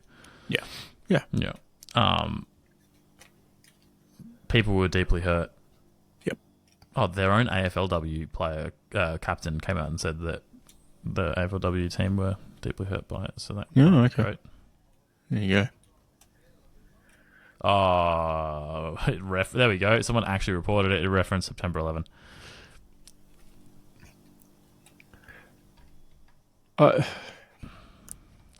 Look, I get it. It's bad. A while ago, dude. Can you do it about like the Bali bombings, for example? I think Like, could you do Tiananmen proximity Square? makes that worse. You could definitely do that, but it won't get aired in China. No, that player wouldn't be allowed to play an international game of footy over in China. No, Although we've seemed to abandon those plans. thank Christ. So weird. Huge population though. Huge player pool to tap into. Dirty air. That's all I got. That's a little and long flight. Fair enough. Yeah. You should do it pre-season or something. I don't know. Yeah, like that's otherwise true. you're just ruining people. That's true. All right. Anything else footy related? Obviously, the free agent period's about to start officially. Yeah, I'm keen. And then the trade period following that, and there's obviously been a bit of lots of back and forth around who might be going where. Obviously, a few players have nominated places they'd like to go. A couple of Suns in the mix for different landing spots. Suns in the chase for a couple of players potentially. Yeah, I think Roses is already going to Sydney. Yeah, he's nominated Sydney, which I think will be a good fit. Yeah, I think he'll actually get played. Yeah, I definitely think he'll get played. Sydney's forward line is a bit in shambles. Tom Papley's getting older. Not quite the height of forward they have been looking for. No, definitely not. But I think he could probably play stallish. Yeah, I think he Forward? can definitely get up. Yeah. But no, he's a good pickup because he won't be expensive either. No.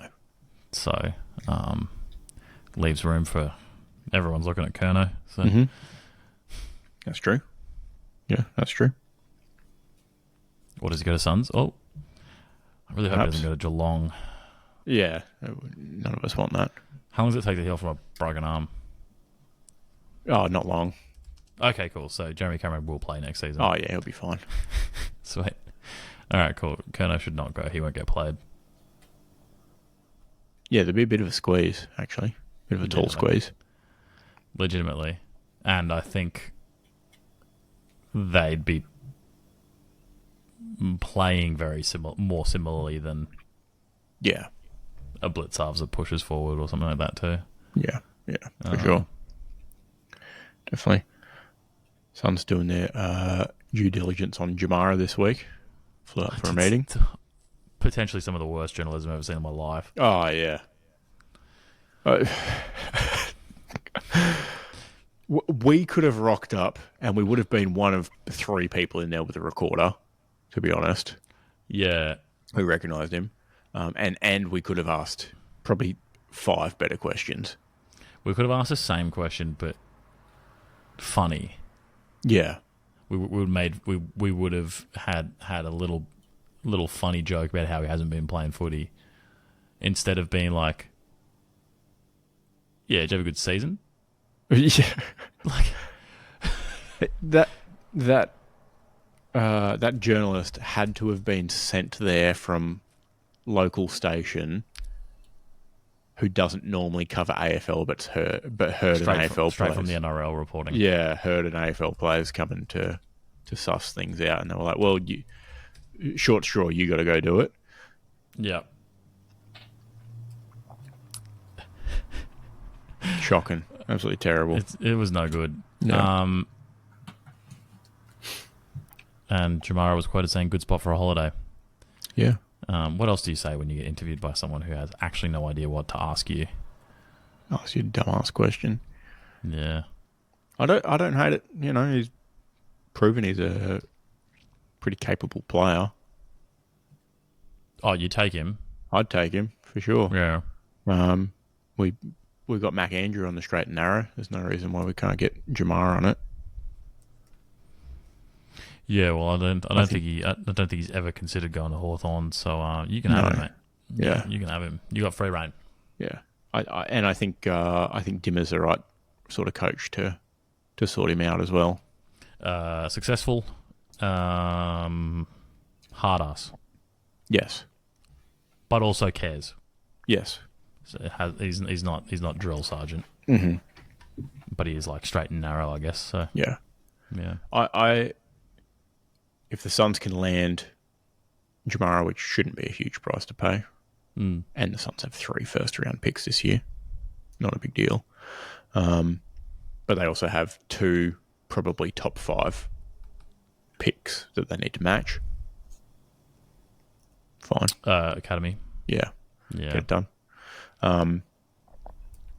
If they can land either Jamara or Charlie Curnow, I'll be very happy days.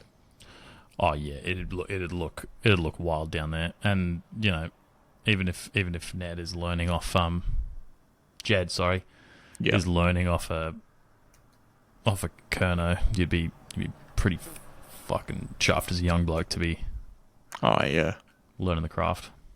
Definitely, by one of the better forwards in the competition. Yeah, with time to still get his own game time, of course. So yeah, exactly. But the headlines write themselves if Jamari joins, right? Go on. Well, what do the Suns play after goals kicked? Out of a bugle.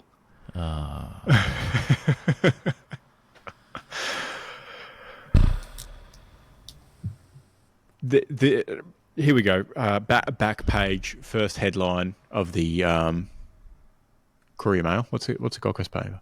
Gold Coast Bulletin. Yeah. Back page, big headline, Gold Coast Bulletin. Bugle Hagen. You can see it. I think it's too deep. I don't think it's too deep. No, you're right, because it's adding one letter. Yeah. Yeah, even people that wouldn't understand Yeah. I don't like it, though. Is that okay? Oh, yeah, you're allowed to not like it. Okay, sweet. Glad we're on the same page. Yeah. I mean, that's half the fun. I've been refreshing for news here. The Suns awards is just flooding my feed. Yeah, they got their best and fairest on tonight. Champions dinner. Yeah, how fun. Why aren't you there? Look, I thought about it. Then we scheduled this. Yeah, then we scheduled this. I think it's $150 a seat or something like that. That's really not too bad. It's not too bad. It's quite reasonable. Brush shoulders with players as well, to be fair. Yeah, exactly. I guess the expected, parties are at the top of the count so far. With two games to go, allegedly. Took locked in third, alleged. Oh yeah, there we go. What is wild is that they waited until September 30th to post that Ben King has, well, I guess officially October 1st to give Ben King his leading goal kicker award. Yeah. Sorry, we just got some late ins. Ben Ainsworth actually kicked 72. We just didn't see it. Ben Ainsworth kicked 50 at practice this week, so unfortunately for Ben King. There we go. Ned Moyle, VFL Player of the Year. What is wild is that after round 24, Noah and Maddie Real were tied on 68 votes each for best and fairest. Yep. Pretty good. Look, I'll keep refreshing in the meantime. I kind of love this, and it's cool for it to be named after someone who's dedicated so much to the club. But having the Dave Swallow Award given out to players while Dave Swallow was still playing at the club funny. objectively hilarious. Yes. So that's the Player's Choice Award, isn't it? Yes. Yeah. Yes, correct. And he gets like Nickelodeon slimed or something. Yeah, Matt Rouse won that one. Yeah. Wild. Very good. He's only 24. I forgot he's only 24, dude. Yep. Pretty crazy. But yeah, I don't know. People better start paying attention to the Suns. The Suns were without obviously. their best intercept defender all season. Just a reminder for those who haven't been paying attention. I actually told a few people that the other week. Yeah. Yeah. Charlie Ballard's coming back. It's nice of him to get an invite to the Brownlow. Did he actually? Yeah, it was there on the table. Oh, nice. Oh, Noah Anderson, runner-up. There you go. There we go. Matty Real, club champion. Always the bridesmaid, never the bride. Pick second. Cucked a Brownlow night. Not club champion. He has won club champion before, though, so it's fine. That's fine. Yeah. But, well, yeah, when Rowley was injured. Oh, that's unfortunate. I mean, not that I got a Noah Anderson club champion predictor card that I was really hoping. Yeah. But anyway. Very niche. Yeah. Very niche. Should we flip a coin? We've been on for 2 hours. Yeah, we probably should. Go to Football in it's happening, I guess. Is it? It's sort of happening. No, not yet. No. Liverpool It's haven't not- lost 2 games in a row. It's not November yet, so Liverpool haven't yet won the league. Yeah, just like to remind everyone, other teams are playing worse than Liverpool. Sure. Say it like and- you believe it. Yeah, and cricket starts soon, I think, from memory. It'll start eventually. I think it starts the 26th of December. Around the country, cricket grounds will soon be used for cricket once again. No, they've been used all winter here. It's actually lovely. You get like the blokes who have their like. It must be just like it's always this exact same dudes when I'm running on a weekend, and they've got like it's always the same people on the court on the pitch.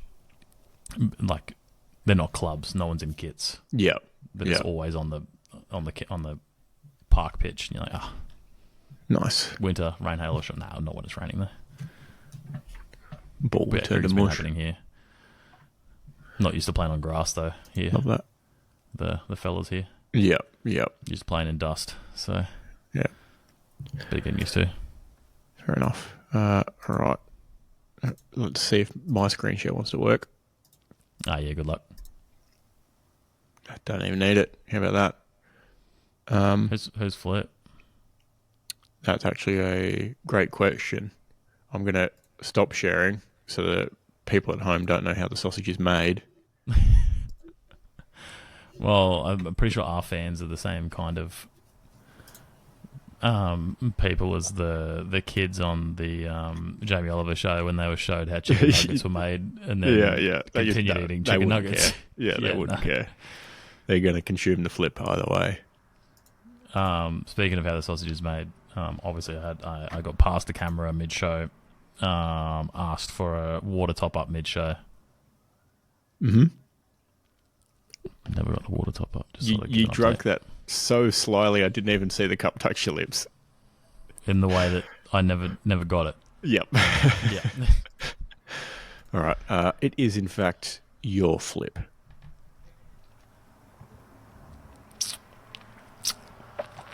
We've had one heads on this. Interesting. Yep. Okay. Flipping. I'm ready. It's going to be heads here, I think. Ooh.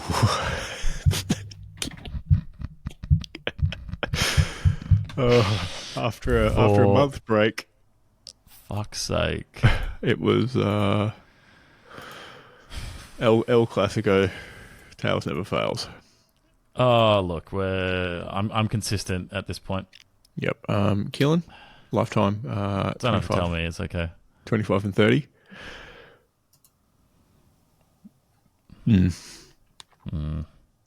67 heads, 87 tails. Not ideal. Not ideal. All right. Thank you, Keelan. Oh, yeah. See you next week. All right, yeah. What? Yeah, catch you later, mate. All right.